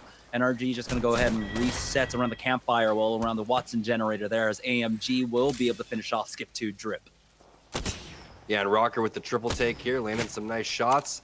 Not going to be able to finish that one off, though, but super unfortunate that Frex is going to lag out. They had great positioning there. And it's not sure if it's a lag out or if he just did what I would have done and thrown my computer outside of the window after being caught inside of the corner right there with the God spot. So unfortunate situation for NRG, but if anyone could do it, it's going to be these guys in a superior position. So it's a lot of real estate to own. Don't have as many players as you would hope, but if you're able to land some shots and bully people off this area, you may be able to get lucky. They did spot one out, but it looked like a decent shot landed to force them away from now, and they're trying their best. It looks like it's zombies. They're getting pushed from all sides here. There's a port that they also have to watch as well. And so good job coming out from NRG in this numbers disadvantage, being surrounded, of keeping their front and their back cleared for now. But how long can they weather this storm? What are their options here? Will they really have the ability to try and hold this out? As we see Rogue and CLG are getting into a fight, well, this could be long distance as it's the charge rifle for dropped. Just looking to charge up that Evo shield, passing that one on over to Rocker so he gets the red. 400 away, and he should be able to do it with this triple take. Great use of the Evo shield here and plenty of ammo. Look, over 60 shots here, almost 70 shots. So he should just be able to dominate this area. It's just that portal over towards the side is giving everybody anxiety because you don't know which side they're going to come from. Are they going to come from the left? Are they going to come from the right? You are in the God spot. People are going to try to cover that area. And if they bully you with maybe a defensive bombardment and you don't have the correct utility, if you don't have that Watson gen down, it's going to be very difficult. But see what Snipe Down, Sweet, and Drop have in store is they're a little late on the rotation and just going to have to play edge, which means they're going to get in a lot of fights. Yeah, they have to back off of Dorito here as Drop got cracked, and he's going to back away with the cell, but they're getting beset from all sides. Now, long-range shots coming out from their south, but the team directly to the north is the one that they have to worry about. On board with RKN and Urice, and they're trying to go at it one more time, but RKN is going to have to hold the line here as Niles tries to pop that Phoenix. He has to cancel it. RKN goes down. That's going to be Stomp Easy to pick him off with the Thermite, finishes him off with the R301, and now it's all up to Niles to try and rat this out. But like you said, Tom, it is so difficult in this season to try and rat out. Yeah, it's sonar detected, EMP, crypto drone. All of a sudden, it's multiple teams coming in to collapse on this spot, not just Rogue. And you can see great damage from Snipe Down with the Prowler. You do not want to mess with him when he has that purple mag. Here comes the EMP. It's going to be another Bloodhound, but perfect shots there from Snipe Down, really helping his team in this fight, and they clear that one up without dropping a player, Jamerson. Double bursts. Hemlock Prowler. Is that the wave? As this gun meta has been such a drastic change coming into the season now. But 303, they're trying to take advantage. They're not allowing Rogue to reset here as they are throwing in the nades. No connections yet, but they're trying to set this crossfire here as Oe Senpai swings on over to the right-hand side to see if anyone backs away from there. Looks like Rogue, though, have enough time. They've been able to fully reset. They have great armor to work with, a red, a gold, and a purple here up against the two purples and the blue as that one gets cracked. Phony Head just dropped down to 100 HP, but dropped himself. It's both Gibraltar taking so much damage. Dropped, pulls out the Eva 8 with the help with Sweet. He gets the knock, and it looks like Rogue should be able to clutch this one out, but Sweet has gone down. Is there any other team in the vicinity to try and take advantage? It looks like no, as they will be able to take the 3 points and get the reset, and of course, all this loot. They're owning a lot of this side of the map. Great job there by Rogue, winning multiple team fights, fending off multiple teams. That was a difficult team fight, but it's going to be Sniped Down with the double burst weapons, really going big. And also, I believe that was a Devotion coming in for Sweet, but more action happening over here as Hierarchy, Horizon, and Knightsy trying to find their way to rotate, because again, we know these thermal endings are just so brutal, but everyone already postured in their spot. Like you said, that line of scrimmage already set. You have to either let something happen in front of you, or you have to make something happen and bully a team out. But Coral Beef, the lone solo, what can he do? As a caster, you just have to appreciate the pun there. But Coral Beef, he's going to go ahead and pop the Beast of the Hunt, and now he's got teams ahead of him. He sees everything. There's a purple he can go ahead and snap, and there we go. He runs and takes it, and Yoinks gets out of dodge. We'll see. It looks like he might have actually had proper timing there as PK, MK, Hardeki, and Sanya were above them, but he might be able to rat this out. You know, I feel like just having the Bloodhound as the last solo might be one of the best threats to have, because you could just posture with the Q yourself, right? And be like, oh no, I'm a threat. Here's a whole team. Guys, don't look at me, please. But instead, he is getting hunted down, and he will ultimately fall there. It's going to be Designful to finish him off. Aim assist, of course. No strangers. It's a thermal station. But as we are back on board with Horizon, Hierarcha, and Nighties, it's all down to Hierarcha, but his HP is low, and he'll get finished off. That's going to be Rogue coming in with another +3. Rogue really putting it together now. You love to see it. Seems like they should just continue to play the edges drop, just putting down serious damage with that charge rifle. Rocker picking up a kill as well. So fights happening all over as this zone is closing in 30 seconds. All the teams that are on the outside really trying to just push each other off of one another, so it makes the rotation even earlier. And this is key, getting over towards this top high ground area before the team rotates over is going to be big. But when you look at the armor situation and the resource situation compared to Drick, Smooth, and Oso rated, you have a Kraber, turbocharged Devotion, red armor in the hands of Sweet. It's going to be so tough to get out of this situation.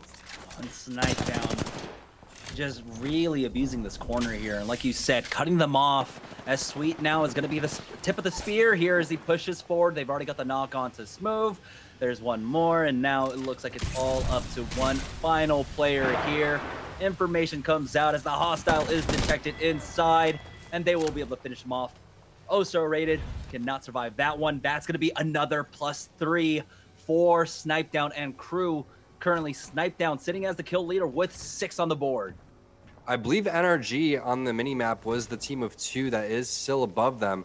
So they're going to be pleasantly surprised when they get there that they don't have to deal with a powerhouse team directly above them, which is typically what happens. Yeah, you have this fire coming down, but it's not going to be the full 3-man NRG squad. So Rogue could gain some serious confidence here if they're able to clear this team out, but they do have to worry about another team like TSM lurking in the dark, waiting the third party.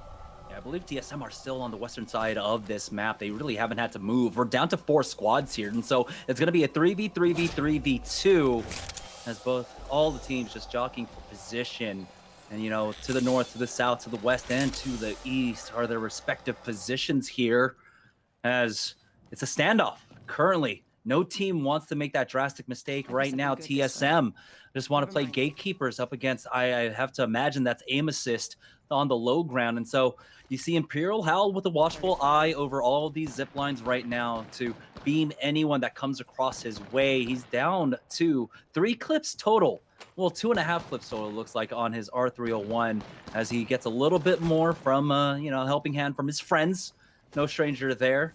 As TSM, remember, they are sitting in the lead right now with NRG below them.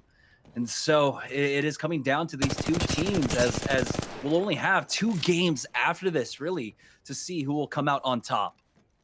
I guarantee the move right here is for Albrully to hit a drone over towards where NRG is holding on this top side. We've seen NRG has been up here with 2 people for quite some time, but you have the team below to worry about. You have Hal taking initial damage, which means he has to use his battery. And this is going to be tough now because Albrully has to move in and he can't hit the drone, but he has it set up over there. They may be able to try to make their way down low, but if they do, they're going to run right in to the full 3-man rogue squad. But great job there. Albrully putting an early portal over towards this blue bin and this container, which is going to put them right in between all of the teams. They have to be careful. It's NRG up top, I believe, as they're doing such a great job. Take a look at the perimeter security that's set up by the Watson right now as TSM are trying their best to toe the line here, left to the right. They have to be careful whichever angle, but it's going to be the force play coming out from TSM. But now it might be into a trap. 2 of them almost knocked. Hal barely surviving with 5 HP, has to take his own port back, but it's going to be right into the zone as he goes down. It's all up to Reps here, left and in his lonesome. What a play coming out from them. I feel like that might have been a mistake right into the traps. You have to imagine that's what's going to happen there. As now Rogue, they're in prime position to take advantage of this quite possibly here. As the Gibraltar ultimate is expended, they go ahead and pop that key from Snipe down to get the information.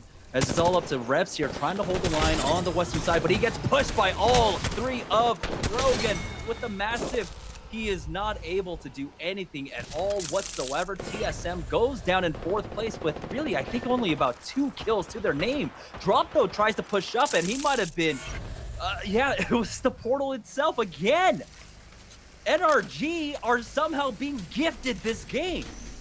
Yeah, no one realizing that it's just a 2-man squad doing this, but that's what happens with this Watson. So just a great job by Nathan, and another great job by the other team, the other player on his team, to just do work with only 2 people. It's just unbelievable to think that they're able to fend off Rogue and TSM, but great opening damage, 152 by Sweet. Now that means that they're going to push. However, this zone is closing and they are just on top of each other, so they can't climb up. Oh no. Ever see Shackton a fool, Jamerson? That's what it is.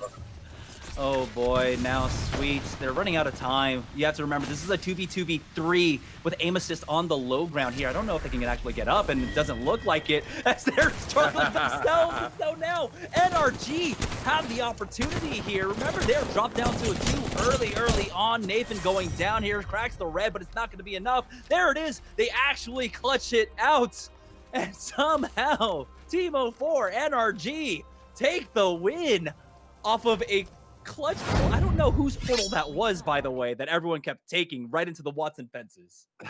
Amazing job right there by Rocker and Nathan. Freck's probably cheering him on from the side because of the fact that he got stuck in that corner right there and killed by Skip 2 Drip. But that's huge for NRG. We know that they were over towards the top of the standings.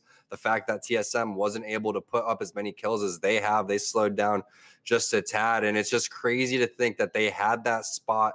They held it for so long with 2 people, and you have so many different areas that you have to worry about. Rogue decides to play down low. TSM decides to play down low. Everyone gets scared of Nathan's fences, and that deathly portal, man, no one knows where it came from. And that 4th and 5th and 6th kind of man on the squad for NRG there. Remember, we have to remember that TSM, they were playing gatekeepers to aim assist, right? They were the ones in position, making sure that they weren't able to push up to the high ground using those zip lines. And so they just got stuck down there. We saw gentrifying burning down. And so those are 3 kill points that went over to absolutely nobody. So congratulations to NRG for taking that win. We are going to go ahead and take a short break, though. When we get back, we'll have, of course, the leaderboards along with games 6 and 7 for you. Don't go anywhere, guys. This is the Esports Arena Apex Legends Weekly.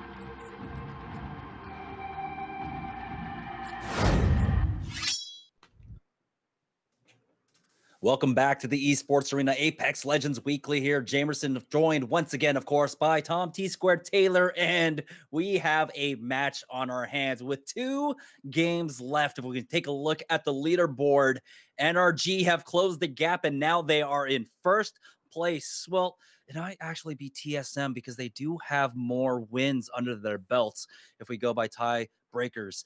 And so those 2 top dogs are going to be battling it out again with 2 games left. 80 points each, Tom. Yeah, 80 points is a lot after 5 games. So just extremely high scoring coming in, but still don't count these other teams out. 2 games remain. So if a back-to-back win happens here for, say, Aim Assist or Rogue, maybe even redacted team name, you never know what could happen because you could always put up that 25-point performance as long as NRG and TSM slow it down just a little bit, then it may be a different story. But it's right now NRG and TSM battling it out for first place. We know top 2 gets paid as well. So it's going to be fun to watch. And you just got to give it to NRG for the previous game. Just fantastic job holding down that God spot, man. They really did a fantastic job. Yeah, that's why you should never, ever count out a team. And NRG have been going blow for blow with TSM, but also our middle of the pack teams keeping things alive, like you had mentioned. And so we were, of course, noting I guess the big absence of Rogue there, right? In the top 5, but they have turned things around with a big game here in game number 5 as we have the replays up. They were just kind of playing tower defense in this area. King of the Hill of Dorito as fight after fight continue to take place in this area. Snipe down with the great shots. The key thing is that no one was around to hit him with the third party, but Coral Beef doing his best to kind of mosey on out of there. Not going to happen though. That kill going to go on over to, I believe that was NRG, is Snipe down and the rest of his crew. This is where we see them rotate in with 4 squads left, and then they hold the angle that was below, and that's where they met TSM because Hal decides that he wants to portal over towards that blue container. Once that happened, the armor swaps come in, but it was all Rocker and Nathan with the 2 versus 2 here towards the end. The knock on to Sweet happens. Snipe down can't finish off the final player in the 1v1 because he only has 10 HP. But a great job there by both NRG and Rogue. Heck, even TSM getting over towards that final circle. We know TSM wishes that they won that one or even got some more kills, but very impressed with especially Rogue for picking up so many kills on the way because we were really looking for them to come into form. And then you have NRG just 2-man dominating that spot with Nathan and Rocker. Just got to give it to Nathan for the amount of presence that he had with the Watson fences and the gens continuously going down. Every time they needed a well-placed fence, anytime they needed a gen, it was great. But we have to check what's up with the rocks, Jamerson. No one is able to climb these rocks. I mean, we see the Aim Assist team dying in the lava. They need to learn how to lava bend or something, but the rocks are slippery. I don't know if it rained on World's Edge or what's going on. Nobody is able to climb right now. It's the tears of everyone from season 5 at this point, I think, keeping them a little bit slippery. But no, Aim Assist, I give them the out, right? Like they were on the ultimate low. There's no real climbing that unless it's some one person like practice this probably, right? In one of their rack games. There is probably a way to climb it, but I don't think really there is anything for Aim Assist to be able to do there. But you were right when you were mentioning Rogue. They were picking up so many kills. Even though they got second, they had 17 kill points in that last game, which helped tremendously in closing the gap. They're now at 49 points. And so they're not really within second place range quite yet, but this game could be the difference maker. As on board with Bronzy, Naughty, and helping as they might be in another fight with CLG. They do have to back away from this one. It's just the white armors, of course, like everyone starts off with. Bronzy swapping off onto another one. And this is an interesting kind of loot location for them here. It's odd. Oh, there's one person caught out, though, by himself. It could be a 3v1 for them. Will they be able to get this kill? This loop path is trash. I'm not sure what these guys... There's so many other places to land. I don't know what their thought process is. Guys, if we land at the train, we can rotate 1 minute before everybody, but we're all going to have one gun each, no cells, and an armor. Are you cool with that? Love the strategy. Let's do it. I'm like, all right, whose call was that? Because they need to find a new spot to land. I'm sorry. This ain't it. All right. Well, all right, they got just kidding. Wait. Hold on. And the blue. Godly call by Helping and his squad to go over here, setting the new standard for how Apex should be played. It's gonna be Drix, Oso, and Smooth on the other side, though. At the T bend here, spots out two, doesn't hit with the triple take, changes up the angle to the left hand side, and there we go. Get the crack onto that white. As he gets swung on the right hand side, he pulls out the Volt, but he hits for a purple, and he does not like to see that. Starts backing away, but he's gonna get knocked by Naughty with an R301. Helping tries to push up, but Smooth's got the Mastiff to take him down. It's brought down to a 2v2 here. Again, not much HP on either side. Smooth is dropped down to about 15 HP. It's down to a 2v1. Bronzy trying to pop that cell, will be able to get it off. A nade hits him in the face as he starts to push forward here. Climbs up on top, but right into a Gibraltar. He pulls out the Volt to get the knock, and now it's Smooth versus Bronzy, but Smooth just got a med kit off. And so in this 1v1, Bronzy's trying to buy some time. Got one sell off, but the HP advantage is still in his favor. He's going to be able to secure the thirst at the very least. Swings on wide and actually gets the spray down, but a third party's going to come in. And now Bronzy with 1 HP. I can't imagine he's got much left in him here as he gets pushed by CLG. They will go down, and CLG knock out two teams essentially. And so things have settled down just a little bit, but on the other side of the board, take a look. TSM's Albert Laley has gone down to Hardeki. Extended light mag here. Yeah, I'm not sure why two teams decide they want to split the train station and just leave all of Skyhook to CLG. CLG is going to take that any day of the week.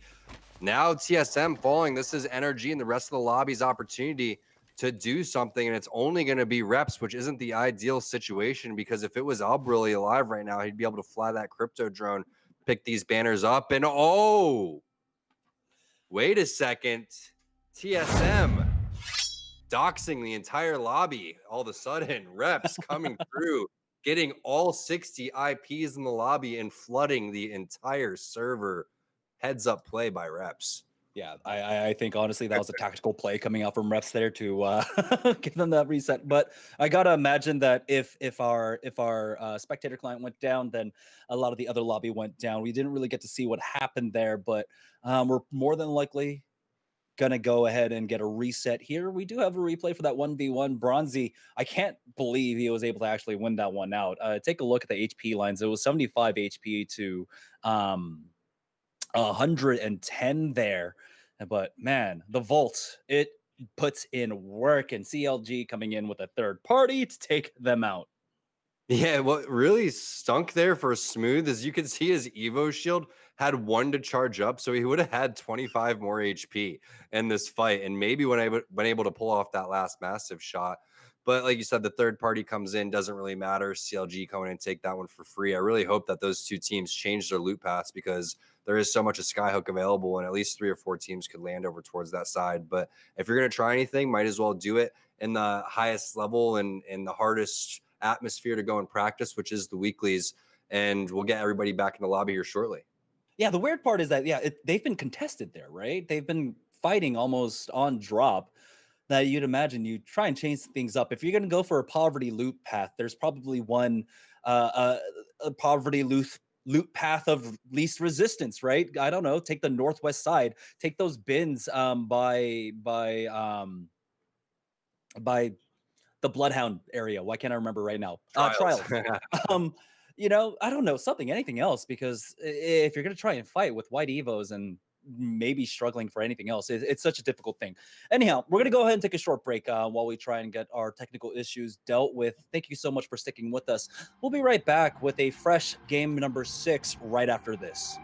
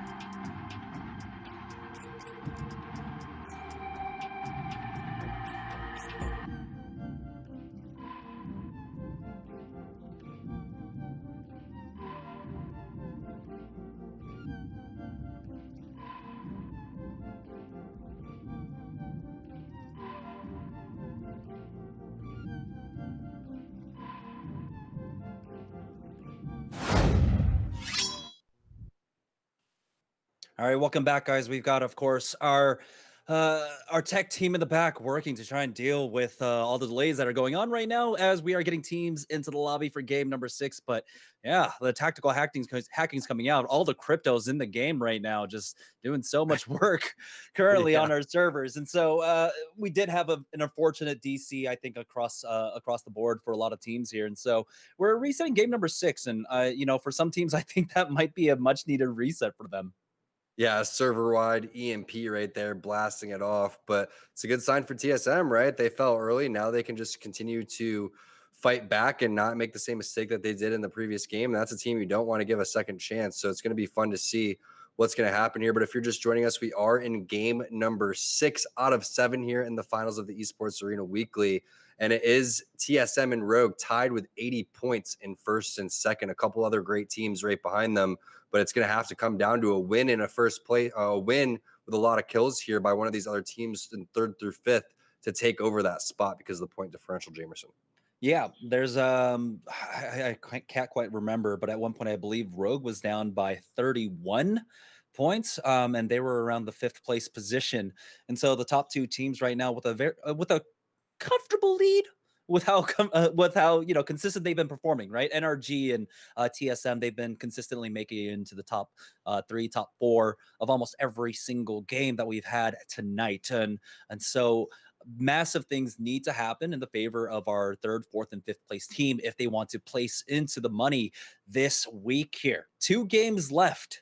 And so it's still, there's still room for them. But I think with the way that NRG and TSM are playing, like I said, a lot of things need to go wrong for them to get knocked out of the top 2. I would say the perfect example of what type of game we need to see would be Rogue in the previous game, but actually finishing that off strong with the dub, right?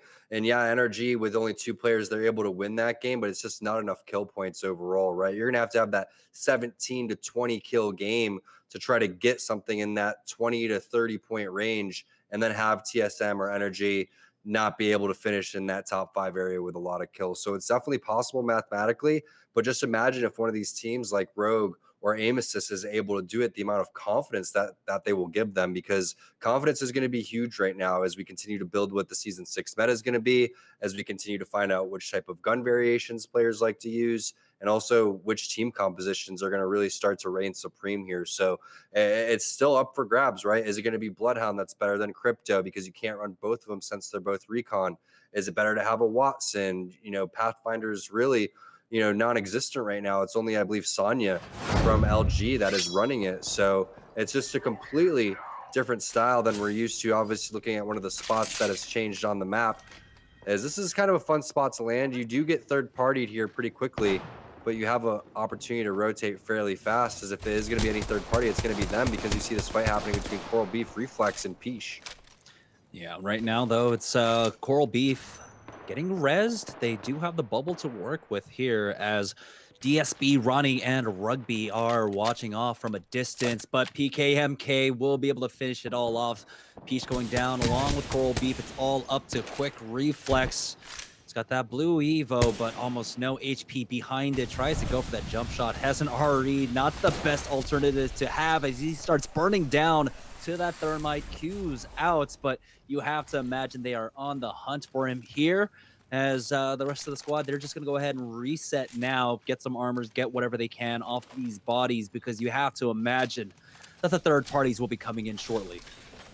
Yeah, that's a heads-up play. They're going to just continue to gather resources here. You don't want to sacrifice 1 kill point for time on the rotation, and also an opportunity to just create more noise so another third party comes around, like you were saying. But we're touching base on the Pathfinder here, and we see it. Pathfinder, the only legend right now in Apex after the nerfs to Wraith, where you can get out of a spot instantly. It's just that grapple is on such a long cooldown that it makes things difficult. But here it is. Frex, Rocker, and Nathan trying to get something done over here on the Fragment West side. You're going to see a nice little craft here coming in for Frex. Curious what he's going to elect to pick. You have to imagine that's TSM that he was taking shots at there, as teams are starting to converge over here at Fragment. Right now, though, still the majority of the lobby on the outskirts of the circle. The rotation timings, yeah, it is going to be TSM holding the broken building right in the center of the zone. People, no strangers to this one whatsoever, and TSM, one of the power positions for this ring. And keep in mind that TSM, now that they have Albaroli on the crypto, they're going to be able to do things like this, which is gather information, annoy teams, and then they're going to send Hal in once they see an opportunity to make some sort of third party. So you can see Hal, unfortunately for him, only has 125 HP, but now he's ripped and only has about 50 left. So he's going to have to hit a full heal, charge this Evo shield up, and hopefully work with Albaroli to try to get some sort of EMP so they can get a knock. And once they get the knock, they'll full send on this team. They just want to create space for themselves around them right now. Imperial Howl with some good thermites, you know, that was the only reason why they didn't push off of that. Here's the EMP onto NRG. TSM versus NRG. Remember, these are our first place teams, both tied at 80 points here, and this could be the winning play of the tournament. If it's not just TSM getting the kills, at least they can annoy NRG enough that someone else is going to pick them up. But Nathan has this purple Evo shield. Albaroli getting picked off by Phonyhead and finished with the triple take. And that's what we talked about with the triple take. And maybe Albaroli was inside of his drone a little bit too long and gives up a free shot there. So now you're going to have to see a portal play from Hal to get the res that is in distance, but now you have Frex trying to capitalize and then pressure coming in over towards the Diners side. So a lot of action. Fragment ran out. Teams trying to rotate early and get to their spot. NRG just swat that away for now, and they're going to go ahead and take the port for themselves here as they get out of market, but Frex will fall as he was not fast enough to get there. And so over here by construction is Rocker. He's already used his portal. It doesn't look like they'll be able to recover him, and he will go down. No real chance to grab that banner for them as TSM, they've, of course, were able to recover the beacon. He died right there, but will Hal try to go for that res? He does have the port up for himself, and the respawn beacon is just to his south. They have to wait just to gather a little bit more information as we do see the death totem going down. Knightsea chasing a kill over here towards the broken building. Great EVA 8 shots, shoots. Oh, Senpai with the turnaround. Mastiff though. Not sure if the silence was the play there. It was just one more EVA 8 shield. Yeah, he shot it and he put it out there and still shot at the same time. But I feel like he was going to be able to finish that one off. Horizon wasn't even in the vicinity. He bailed, and now it's just the lonely Bloodhound. It's going to be difficult for him to do anything. And so he doesn't even have any white meds as well. As you can see, sitting on 50 HP. Albaroli. Oh, no. They were able to get the res, but he DC'd at the same time. Things going south for TSM. But, you know, we saw NRG in this position in the game just beforehand. They were able to pick up 9 kill points along with the win in that game. And so you just have to persevere at this moment. Really unfortunate. Sorry, guys, that, you know, things like this happen in our online tournaments. Yeah, Crypto just dossing everybody, man. Coming in here and hacking in the entire lobby. Saw it happen to NRG before with Frex, but different scenario there as Albaroli did have a chance to get back to his portal, but we'll see. This is actually good practice for TSM. As weird as that sounds, getting into a tough position is what has made these guys the players that they are today. And now we're going to be able to see what Hal is going to be able to do with this triple take. This thing is stacked, as his R301 is. He's got nothing but purple attachments on that one too. So he should be able to lay down a lot of damage, charge this Evo shield up. And they do have one of the best spots in the map right now. So we'll see what happens if TSM can lock this one down. No use of even grabbing that banner at this point. Didn't have any resources on them either, but they're just going to continue to keep their heads on a swivel, Jamerson. You got to watch that spot where the broken bridge is. That's the #1 contestant spot, because I don't think the team from Diner is going to rotate all the way over here. That just leaves them too open for the rest of these guys that are holding buildings. Hal is doing such a great job with this triple take. And honestly, what's the difference between a triple take and a Mastiff at this point? It's just kind of the rate of fire more than anything else. With the Mastiff, you can improve that one with the bolts. The triple take has the range it's got. So I'm going to keep fangirling over it. I'm a simp for the triple take. Understandable, but speaking of triple takes, it's going to be Phonyhead getting the knock onto Hal, as he was able to do the same thing onto Albaroli, which really set TSM up in the position that they are right now. Is looking at the Harvester side of the map, and it's AMG in a tough spot. We talk about how bad it is to be on the bottom of Harvester, and that's exactly what's happening. Rogue holding this high ground over here with fantastic armors, double gold and a purple Evo shield, but Designful coming in with the Devotion, that means that they're going to be meeting the aim assist squad over here.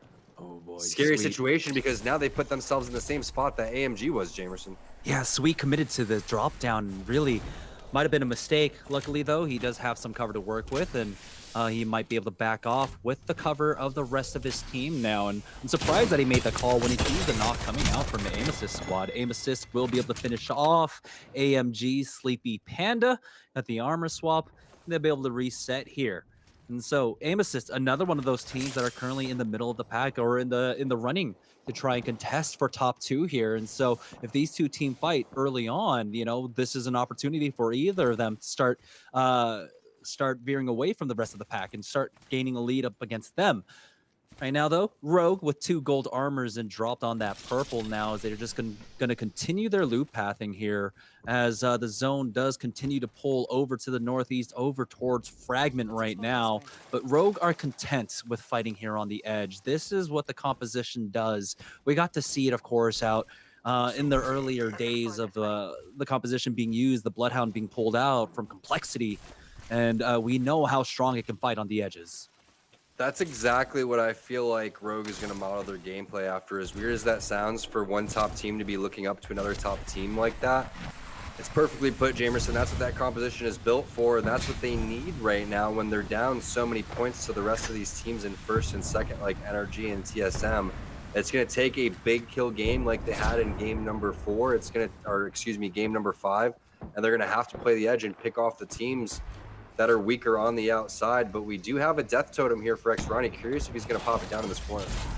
And they're going to drop it down. There's a team right above them now. They get stalled out just a little bit by the nades as 2 of them, or one of them might have already been cleared. Yeah, it was Rugby who already used the death totem. Ronnie himself. Now it's going to be up to DSB with his second life to try and do something with it. He's going to pop out the scan with the Beast of the Hunt, and it looks like that was a great swatting down of that push, and the timing there is no longer possible, really, for DSB and Rugby and co. They can wait for another death totem if they want to, but, you know, this push, it should be largely over. No, DSB continues his push, gets the knock on to PKMK. Now they have the man advantage, but it's answered back. Ronnie does fall here. Rugby drops down to 25 HP. And this is why I didn't think you go for that push anymore. You don't have the death totem. You can't continue to fight. But no, they will continue to push. Oli Senpai gets down. That's going to be Aim Assist actually coming in on this third party. Ronnie gets DC'd as well. Here's the scan from DSB. And now he's counting his lucky stars at they get a quasi reset. Now going for the push themselves here, but a Thermite slows them down. It's going to be Yo-Yo getting a double Prowler knock on the top right against the Rogue squad. We were following them for majority of this, but this fight inside of this building is absolutely brutal. 4 teams inside of this one, and the team with the high ground taking that one. 303 backing off here, going back to their respected building because of the fact that Aim Assist came in with the swoop as well. But triple takes left and right is Syntrix going to get a knock right there onto Madness. Horizon finds one onto Resulter as well. Controller versus controller here. He does have the devotion. Though. You have the turbocharger on him too, Jamerson. He may be able to pull this one out, but this is a 1 versus 2 right now, and he's getting shot across the map. So just trying to do whatever he can to get out of here, popping that Beast of the Hunt. But I think he's going to be done because there's going to be scouts all over the place. There's going to be players located in the building in front of him as well. And there it is, the triple take coming in. Phony Head. 3 kills, kill leader, all with the triple take. I think you're proud now, Jamerson. Oh yeah, I think you're right. Triple take. It's the wave. Strong. It's the wave of the future. Well, especially now. I mean, we already knew that the sniper meta was coming in force with more utilization of the Evos, but with the huge buff that it received, it's just so strong. The devotion does go over into the hands of Designful, and he will gladly pick that one up with the turbocharger. He just wishes, of course, that he had some more ammo behind it, as he really only has, I guess, 2 clips there, maybe 2.5 clips. Oh wait, never mind, 146. Okay, 3 clips to work with. Resulta took a lot of damage as they're trying to rotate to the east side of the map now and kind of snake their way up to the north. It's gonna be Sanya and company that have that building that so many teams were fighting over. Kraber in hand for Baby Tuli. That's, of course, we're waiting for their Fire album to drop in the next few weeks here. But the Kraber. The mixtape. It's just the mixtape, Jamerson. Oh, just the mixtape. Okay. The full album's been pushed back due to COVID. Yeah, it's hard to record in studio right now. You know, not everybody's got the equipment at home to work with. Plus, the The sound Kraber. through a map just isn't as clear. Oh, I laugh because it hurts. But yeah, it's too true. Nice position here for them though on the north hand side. They've got 40 seconds to work with the zone closing, and they're not too far from the zone, right? They do have some rotation paths. I have to imagine that Skip 2 Drip as well has a portal for them. Looks like TSM still hold up in that same area, and honestly, it would like what we saw NRG do in game number 5. Hold center zone, show presence with even just the two of you. You can still win out a game. Yeah, someone's going to be really upset if they get Krabered from the side during this fight because of the angles that they have, and Designful loses an immediate 100 HP, but fortunately for him, he does have that red Evo shield, so he doesn't lose any of his HP, which is very key in these small skirmishes. So they back off a little bit, get a little bit more information with the scan to decide how they want to approach this situation. The problem is, for Designful, is you have to clamber up to these spots, and that makes you susceptible to taking some damage as you climb up. But a nice route, unorthodox route coming in from the side. As he goes up, the rest of the players are going to drop, and it's ring around the rosy in this broken building. The entire time, Kobe's just done. I think he might have taken 2 shots off with that Kraber. He hasn't connected quite yet, but Gentrifying takes out Phony Head. 303 will be knocked out. Designful and co. Aim assist, picking up some crucial kills and creating space for themselves, as they're more than likely going to have to rotate through. But look, Sanya is getting in on this as well. Resulta was able to take him out with that. Imperial Howl finishes him off with that triple take now, as Hardeki is going to go ahead and sign the retreat using that Q to back off. Pops that Phoenix kit. Will Sanya be able to make it safely around the corner? And he does. So they recover him for now, but take a look. There's a Wraith on the other side coming through. Yeah, these are the teams eventually that TSM is going to have to deal with. So the fact that Hal's not able to get that finish on the knock right there is a little bit of a problem, but you can see CLG picking off Hillbilly Mo, Baby Tuli, and Skip 2 Drip on the epicenter side as they started to rotate inside of Fragment. Great shots on the right side right there by Pooh, but a couple nades coming in, and this zone closing in a minute 24. You're gonna have to clear out all of this side, and unfortunately for them, they get taken out inside of the building. Nade spam was just too much for AKU to try and withstand now, as Imperial Howl took a little bit of a forward angle, does back off to the safety of his Watson now. And again, they're doing such a good job. Take a look. That bridge is what they have to control, and they completely understand this. With 2 teams on the other side of it, their only concern is to their southeast right now. Yeah, you're hoping that these 2 teams fight and you just pick them off as they start to rotate over towards the bridge area. If one team goes over towards the left and hits the crates, that's going to be difficult for these guys, but Hal still with plenty of this triple take ammo, and now they're swapping armors to try to get this purple over towards the red.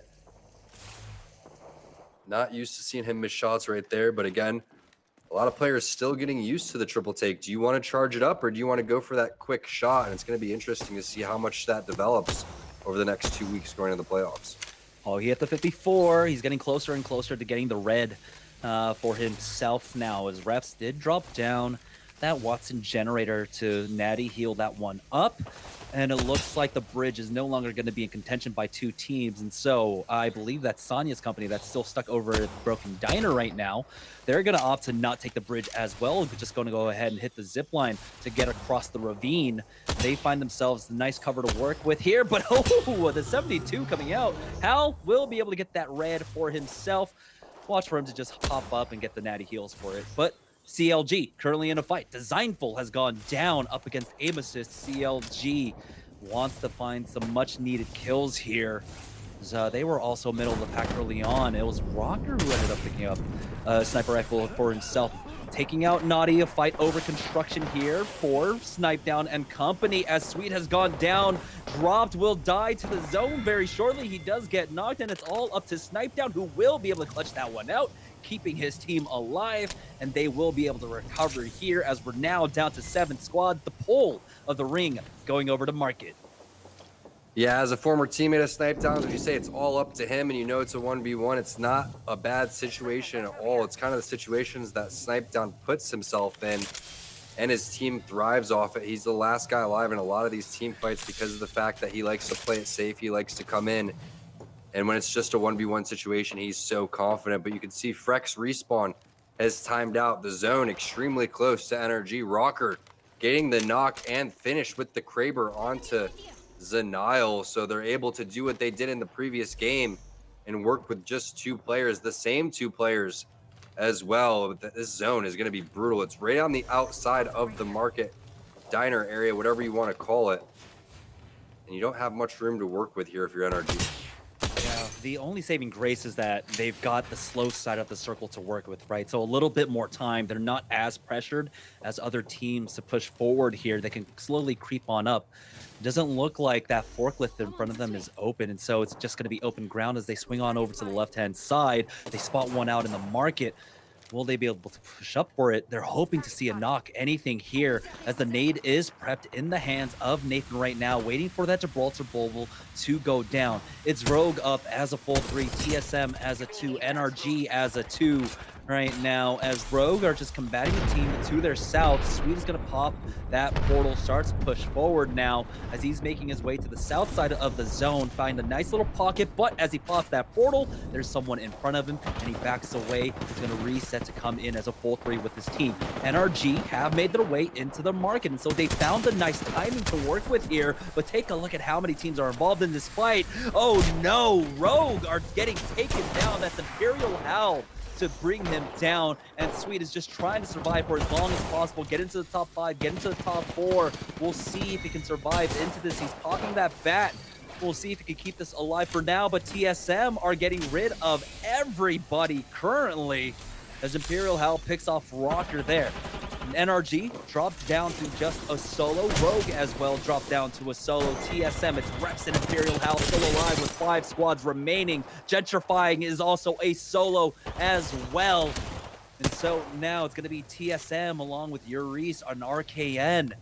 Really the ones with the most firepower to work with in these final fights. Hal looks like he wants to swap out the triple take. He's going to pick up the Prowler instead. He's very low on light ammo. His RKN is going to take out Nathan there. And you do have all 3 players of Sonya Hardecki and PKMK alive, so we'll see what they're able to do against this 2-man TSM squad who did a fantastic job, Jamerson, rotating over from the broken building, just uncontested. Great timing there from Hal. Reps following it up too, and we'll see if they're going to be able to take this one against this 3-man squad. Still another team on the map, located over towards Diner. I was also impressed with how NRG was able to find a small pocket with only 2 players too, and live in that Diner as long as possible. But here it comes, 10 seconds left. All going to come down to this final fight. They've got the ping on the left-hand side, and sonar was detected, and so they were scanned by that.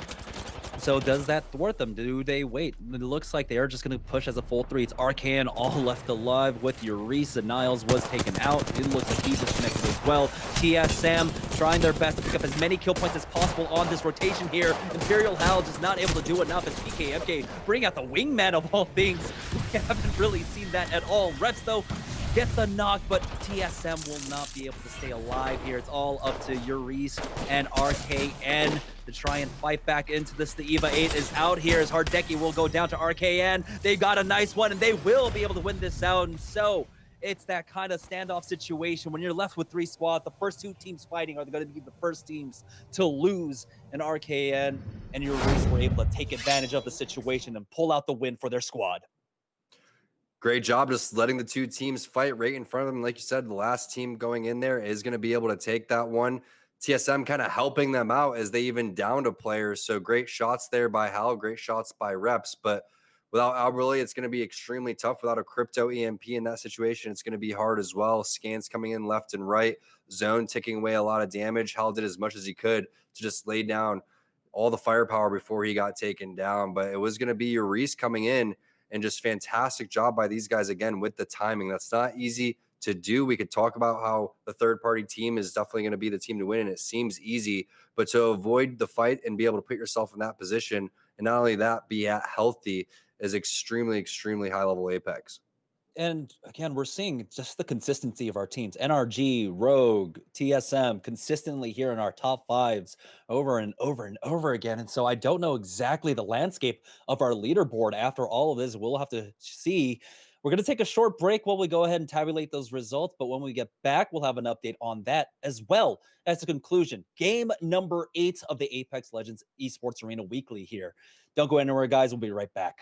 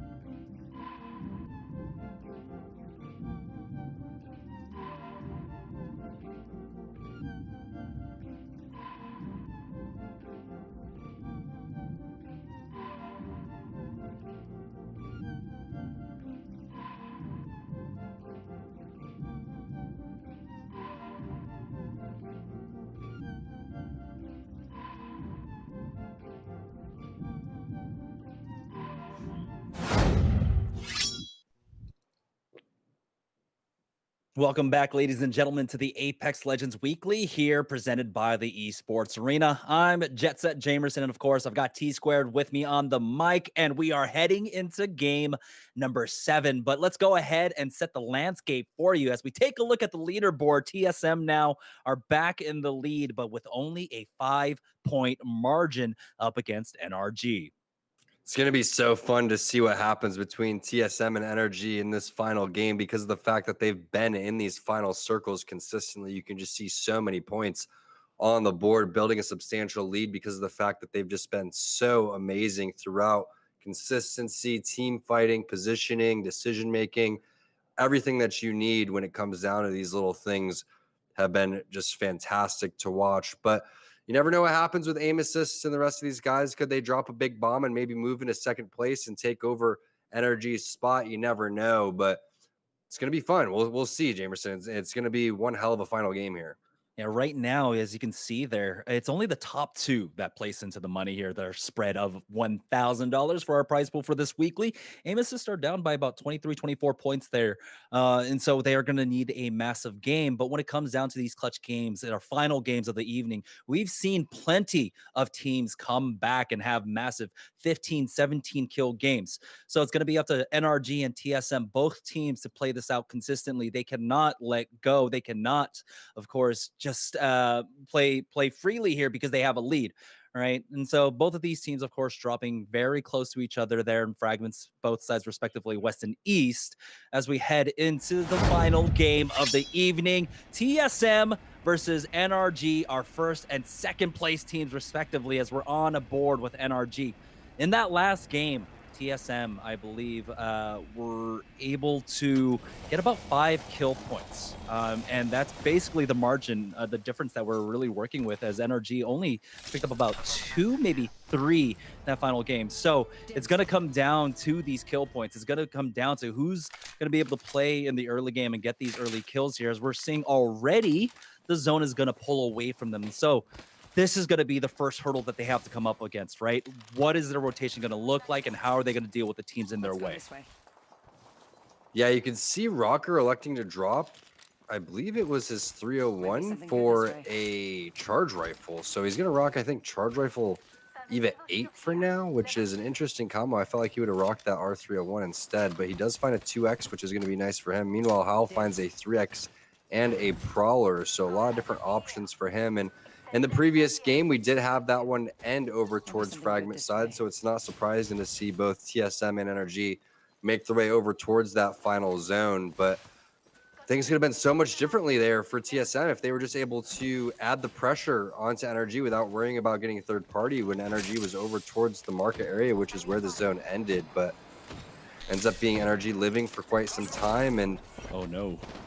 Now we have a fight happening for Pooh on the outside over here. You got to be careful, only with the scout.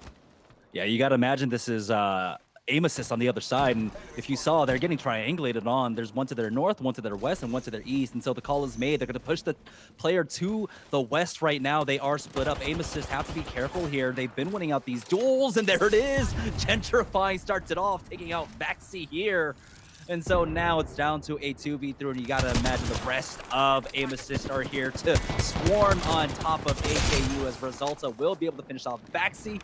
Pooh tries to get around some cover, but now it is all going downhill for them as Synthic gets dropped.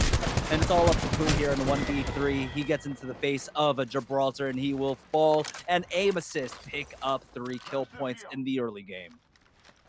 It's exactly what they needed to do, though. This is one of those teams that needs a big game. What better way to start off than picking off 3 kill points still in the very first couple minutes of this one, as we take a look at a fight happening over towards Sorting Factory. It's going to be Hardeki close to evolving his Evo shield up here, but he does have the rest of the players on the high ground, which is difficult to work with from this position. PK, MK really feeling that one, as Sonya, the only player that could grapple up and really make some sort of move. And it's going to be Peach, Coral Beef, and Reflex with the superior position here, just bullying these guys on the low ground. You can see Sonya's like, no, guys, not a good spot. Let's get out of here. While that's happening, Peach is going to throw in the bubble charge.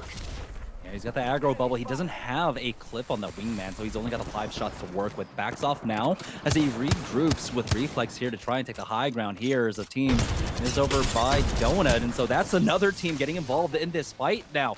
With the 3v3 taking place here on the low ground, there's an opportunity to come in for the third party, but it looks like it's going to be a full reset coming out from one of our EU representatives here as they've got the Watson Jenny down. They're just going to go ahead and use their white meds here. It's going to be a standstill, a standoff between these 3 teams.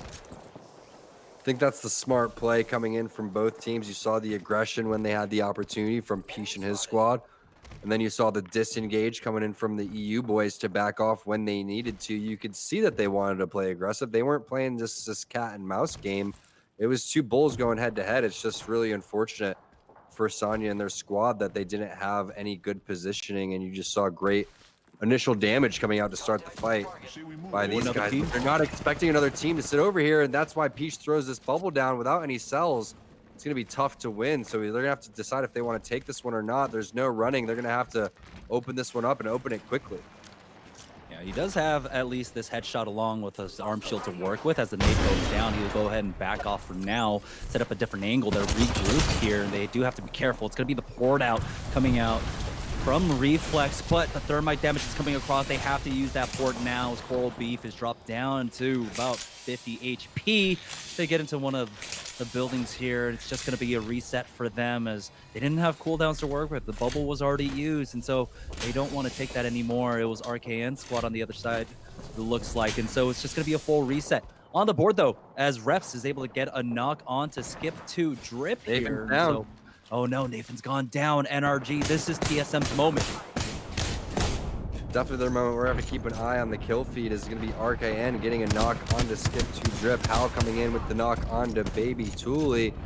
You could see Peach there helping getting the finish. So now in the superior position is going to be TSM. That spot over towards the Yellow Crane is not ideal this early into the game.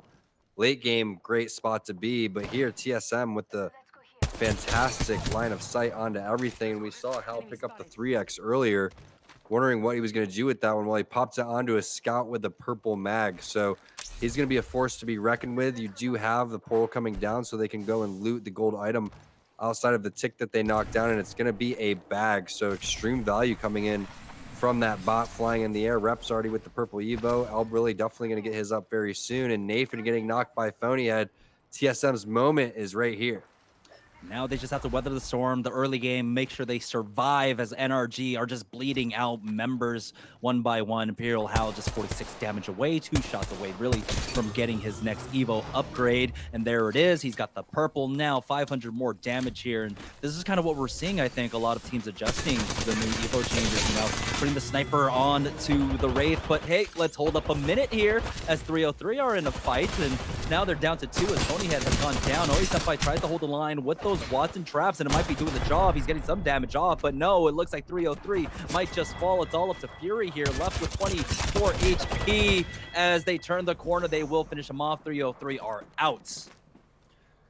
Tough spot to be in if you're 303 right there. You get the cleanup onto the second place team in the lobby, and then you have an immediate third party coming in. But Skip to Drip and Hillbilly Mo, it's going to be tough up here without any type of fences, without many players, all 3 players not on the map right here. Baby Thule respawn obviously timed out, so they're gonna have to just continue to dodge scout shots, which is happening. Fortunately for Skip to Drip, he does have 3 batteries, but it's all about when is that bubble gonna come up, and we know that Hillbilly Mo just used it. So I like this instead. Playing these blue crates would be a good spot to be, but again, without a Watson, tough spot. Coral Beef, we know that they've been in sorting for a while now, and now it's gonna be up to Skip to Drip just to rat this one out. But the storylines that I want to keep track of right now would be a team like Rogue, a team like Aim Assist, possibly having a big game to go and take the spot of NRG, and that's exactly what's happening. Is Designful gets an initial knock right here onto North, but Gobble responds with the triple take. You just got to be careful scoping in that hard. Now the bubble is down along with Gibraltar Ultimate, and no, Aim Assist are starting to lose this fight. It's down to a 1v1, I believe. It's Gobble just playing Ring Around the Rosie, around the rock as he gets cracked, and he will be able to finish him off. Aim Assist are out, and Gobble instantly pops that fort to try and get his team to safety here for the res. So it looks like they just might be able to get it off. Wow, so now NRG able to breathe a little bit as the team that could have possibly caught them with a huge game gets taken out. We know they had the 3 early kill points, helping Naughty and Bronzy looking extremely healthy as they're trying to rotate in, but still on the outskirts right now. You can see Horizon Hierarchy, they did have a player drop as well, but TSM, like you said, Jamerson, they're just gonna have to weather this storm, not make any major mistakes as all hell is breaking loose in Sorting Factory. We're already down to 10 squads here, 29 players remaining, and this is just the second round of this game. There's so much fragging going on right now as Board is trying to, well, board up the windows, but the Crypto Drone just comes in for a little bit of scouting here, so they're going to have a moment of reprieve as the drone does need to recharge, and the reset will come out for them as the white meds are being used live in effect, trying to heal up to 100. The issue is how many more meds they really have to work with. They do have a body as we swap back on over here to DSB, Ronnie, and Rugby. So again, a lot of this focus now coming over to the Sorting Factory, very center circle here, as we're down to, like I said, 10 squads already, and that's kind of what we're used to when we get into our final game of the evening. Everyone understanding that they need to have huge pop-off games. We get so much fighting here in the early game. Yeah, that's the thought process, right? It's like, guys, we need a big game. Let's fight everything. Sick team fight. We just won. Oh, we just got third party because everybody's doing the same thing. Everybody running around, just scattered, trying to pick up as many kills as possible instead of holding positions and worrying about rotating. But I'd really like to see what it would be like to hold this area. Be a nice little rat spot here. It is My spot. My spot. I found it, but there's only 2 points of entry over here, and if you had a Watson, this would be an extremely safe place to play, kind of like that office glass building below Sorting Factory in kind of the corner where people like to land, and they have that double tier loot where there's nice loot. But they're setting up for an ambush over here. You have all 3 players located over towards the top, and whoever walks in is going to be extremely salty if they do. Yeah, I can't imagine there are too many people left now. As we saw, there was so much fighting on the southwest side of the map. Of course, we saw Aim Assist taking out a team, and then Aim Assist getting taken out themselves. And so the pressure here on the south side of the map is definitely being alleviated. As you can see, there's no one around them. So their back is currently clear as they're starting to make their entry into Sorting Factory now. There's a team. That's the offset you were talking about. Rugby took a lot of damage. He does have the ports, and he can back away whenever he wants to. But instead, he decides to just pop the heals out here. He's trying to get the upgrade on his Evo. He's 250 off. Take a look at how much focus is going over to him right now. Nades being used. He does back away from this. The balls just to stay there at the portal with no HP and continue to hit the cells. He really wanted that care package, but you could see the office area being utilized to get vision. Heads up play by them. You could see the Crypto Drone is going to land, so that backs off a couple of players, but Board and his squad are going to have to give up that care package as they just don't have enough angles. That door, the only spot where they could really lay down any serious cover fire, and we see which way this zone is going to pull. It's going to be more towards the central of Sorting Factory, not over towards where all these players were holding, more where TSM was at, holding on that top side. They do have the high ground to work with here, and with how little teams are remaining in this lobby, this is one of the safer positions to be in right now. You've got a great field of view. You just have to, of course, make sure you're watching all your angles to the north, to the south, and to the east here, and they're doing a good job of it. Currently, they do get scanned, but I keep saying that, and it's like, yeah, why do I even say that anymore? Yeah, the scans are just happening consistently, and the smart Bloodhounds know to use it all the time just to gather information. And you see what it does when you get hit with the scan, right? It just kind of throws your route off, and it makes you just watch something else because you don't want to be too predictable, and you don't know if someone's actually going to use that scout to go and push on you. But here we have an actual push happening inside of the snake area, live in effect with a decent amount of damage, but takes 50 on himself. And now he's going to have to hit a couple of cells, but you can see no major damage going on over to Board or to Theseus quite yet. This has to happen. It has to happen fast. Otherwise, they're going to get third partied. That's exactly what the thought process is. Portal out, reset, and hope to pray that no one comes behind you.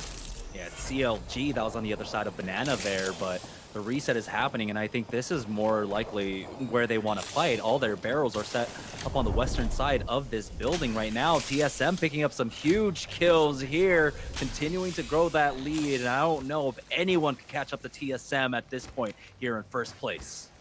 Definitely not. This was a game that was basically won by them, or the tournament that was won by them once we saw NRG fall early because of the fact that they were only ahead by, I believe, 5 points. But we can see the zone right now pulling on over towards that southwest side. It's exactly what TSM had in mind. That's why they've been patrolling this area for so long. They don't even need that many Watson fences because of the fact that you have the scout with the purple mag and 3x by Hal. So they're just going to hold this spot, which is going to be the area where they're going to continue to retreat back to and just save some of the resources. But 60 away to Evo that up to Red, have 200 HP. And they're in a great position because what they're going to do is they're just going to play high ground, similar to what Sonya and the rest of these guys were thinking. So I wouldn't be surprised to see if those two teams meet up early. But Jamerson, what they have to worry about are these teams down below coming up and just climbing up over towards the side because of the fact that they don't want to be caught inside. So we'll see what happens. If the pressure is too much for someone like CLG, they're going to have to get out. But Hal ends up electing to fall inside, and they're going to take this inside approach instead of going on the roof. Yeah, I believe Albolele was scouting with that crypto drone just beforehand. There was an opportunity for them to, of course, just slide jump on over to the roof, but it's going to be difficult to play that angle when I forget exactly which team it was. Was it Sonya's team that was holding the high ground on the opposite side there? Madness taking a lot of damage. He does have to back away. They're going to have to be careful. They're going to get sandwiched very shortly here, as we see on the kill feed. Rogue was able to pick up a much-needed kill up against Hyarka, and Snipe Down will be able to finish that one off. Yeah, nice job by Rogue staying in this one. They don't know what the math is that they need quite yet. They know that they need a big game, but maybe if they can put together a dub, they can just continue to build some confidence here.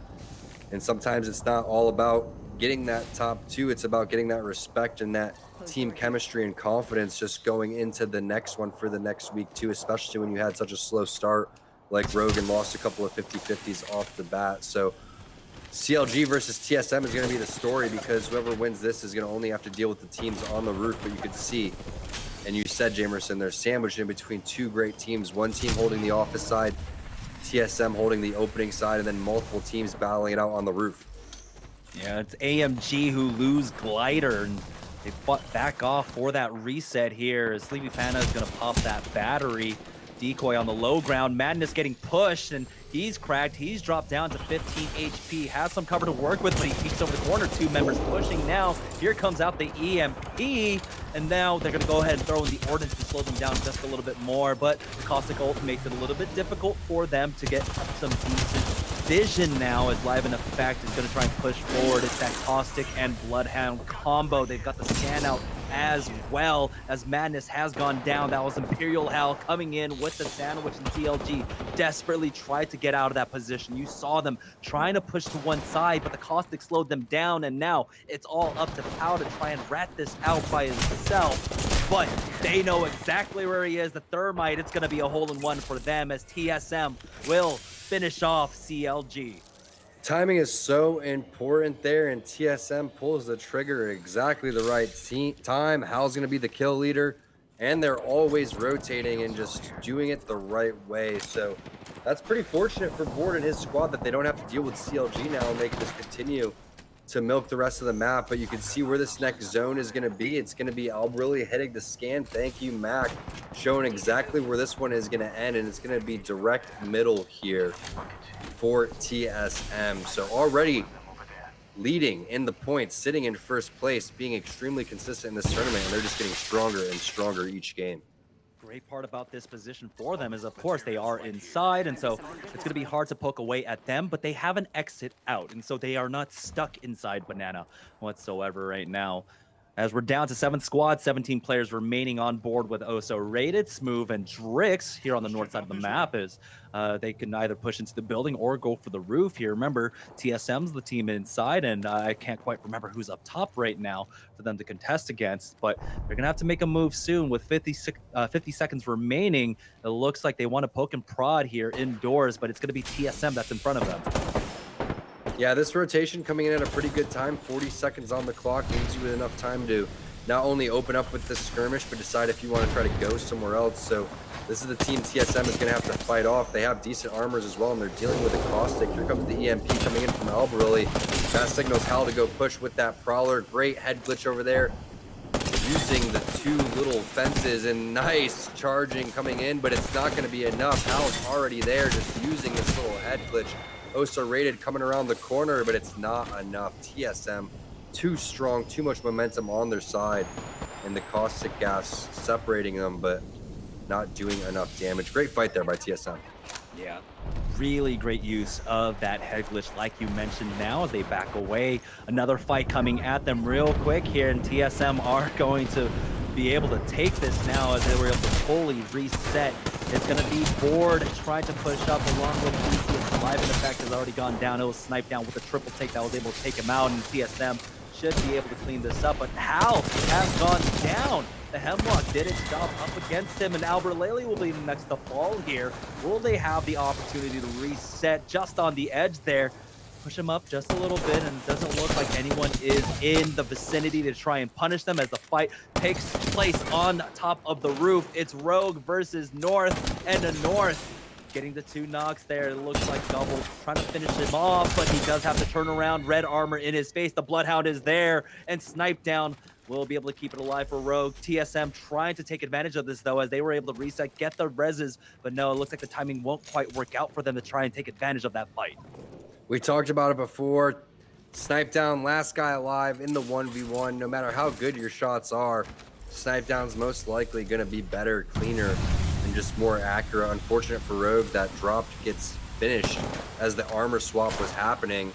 And now TSM as a three-man squad is located below them. Rogue's going to need someone to deal with TSM first, whether it's a Rat or another team, because of the fact that they're undermanned right now. But I don't think Hal is having any of that business. He wants to take the fight to them. He knows they're in a situation where they're just so dominant in the points area that they can just play extremely confident.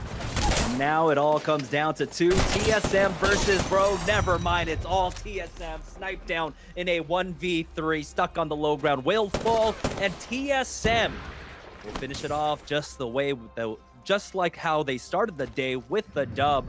What is that? 3 W's out of 7 games for them? What a great job coming out from TSM here, as they will be able to secure the first place finish. And now it's all about who took second. Yeah, I think it's probably going to be NRG. We're not sure if Rogue's going to have enough points. It's going to be interesting to see the final leaderboard as we tally that one up. I love how Snipe Down just runs into the sun there, runs into the zone, into the horizon. Just a sweet symphony of death right there for the Bloodhound, trying to avoid giving TSM any points, or maybe just trying to avoid getting shot in general, maybe punched out there for his final death. But TSM winning almost half of the games right there. Fantastic job to them, and really looking strong on with Albarelli on the crypto, right? We had reps on it before. We had Revenant in Albarelli's hand, but they switch it up. They go back to Watson, and it seems like to be the right composition for them. Really happy for these guys to come out and have such a strong performance today. Yeah, that's the final game scoreboard, by the way, for TSM with 14 kills.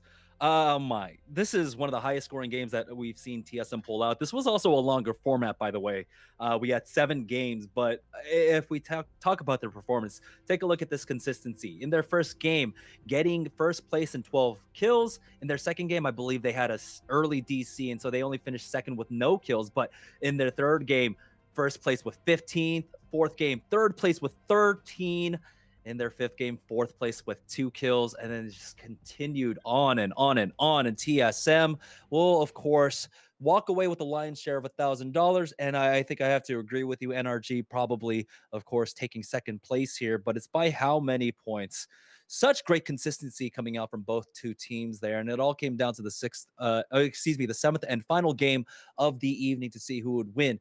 TSM, though, with a great rotation path, being able to move, of course, they had that, I think, advantage up against NRG and being able to get in Sorting Factory, just for the simple fact that they dropped Fragment East over the Fragment West of NRG.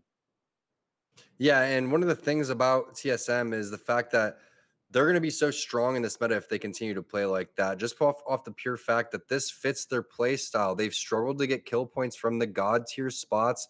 Now they have a crypto to go scout around. They still have Watson to set up, and they're just poking around, getting information and capitalizing on that. And nobody really computes this information faster than TSM. So they're able to decide what's good, what's bad, when to charge, when not to charge, who to focus and who not to focus. So I'm really excited to see what they can do in the coming weeks. Yeah, we're going to go ahead and take a short break just to tabulate all the results and have our final standings. When we get back, we'll have the results for you guys right after this.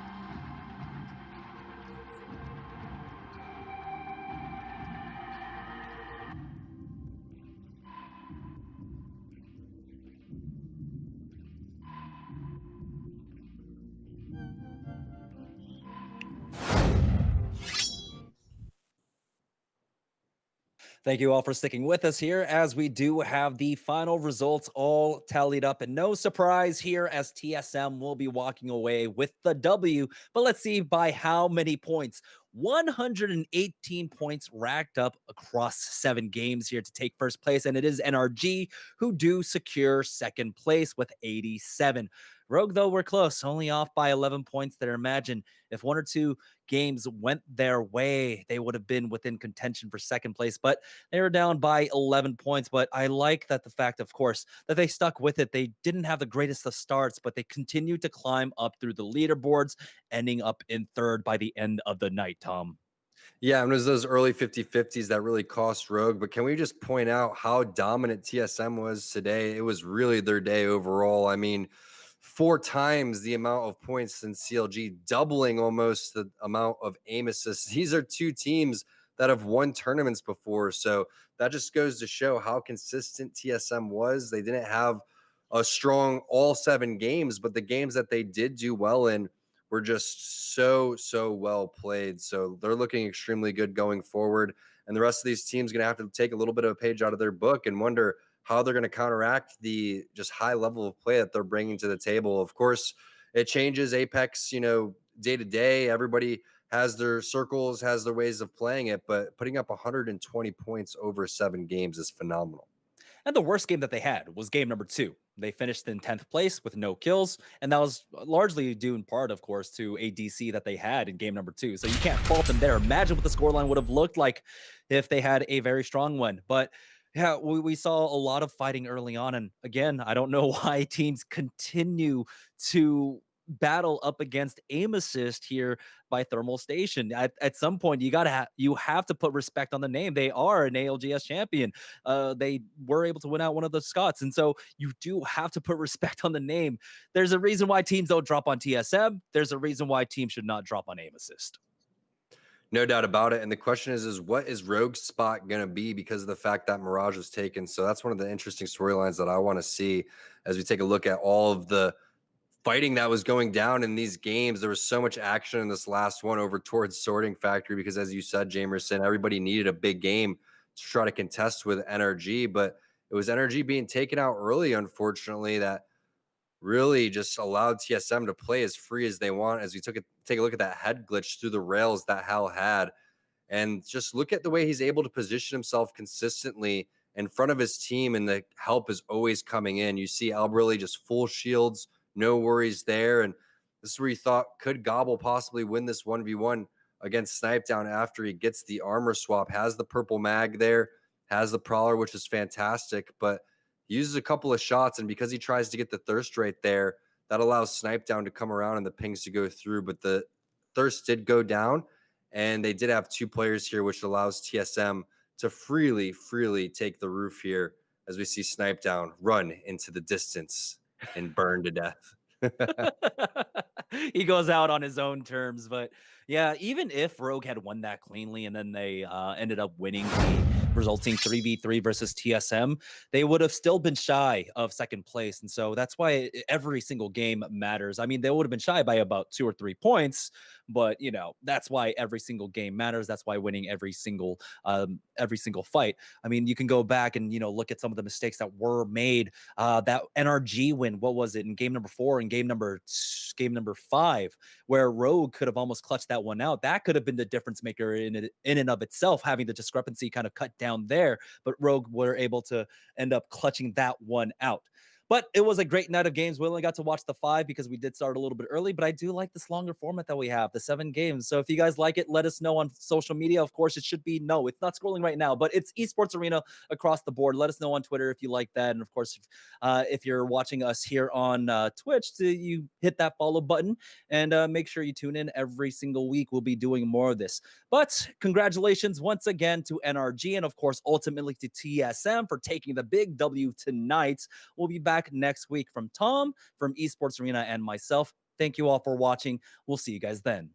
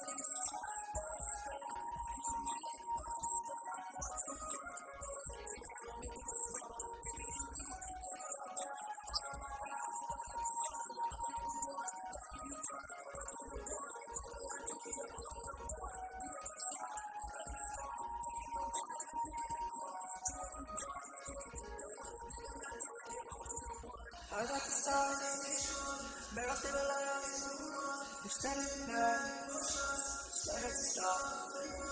I got the signs, where I still alive. Standing there, standing stop.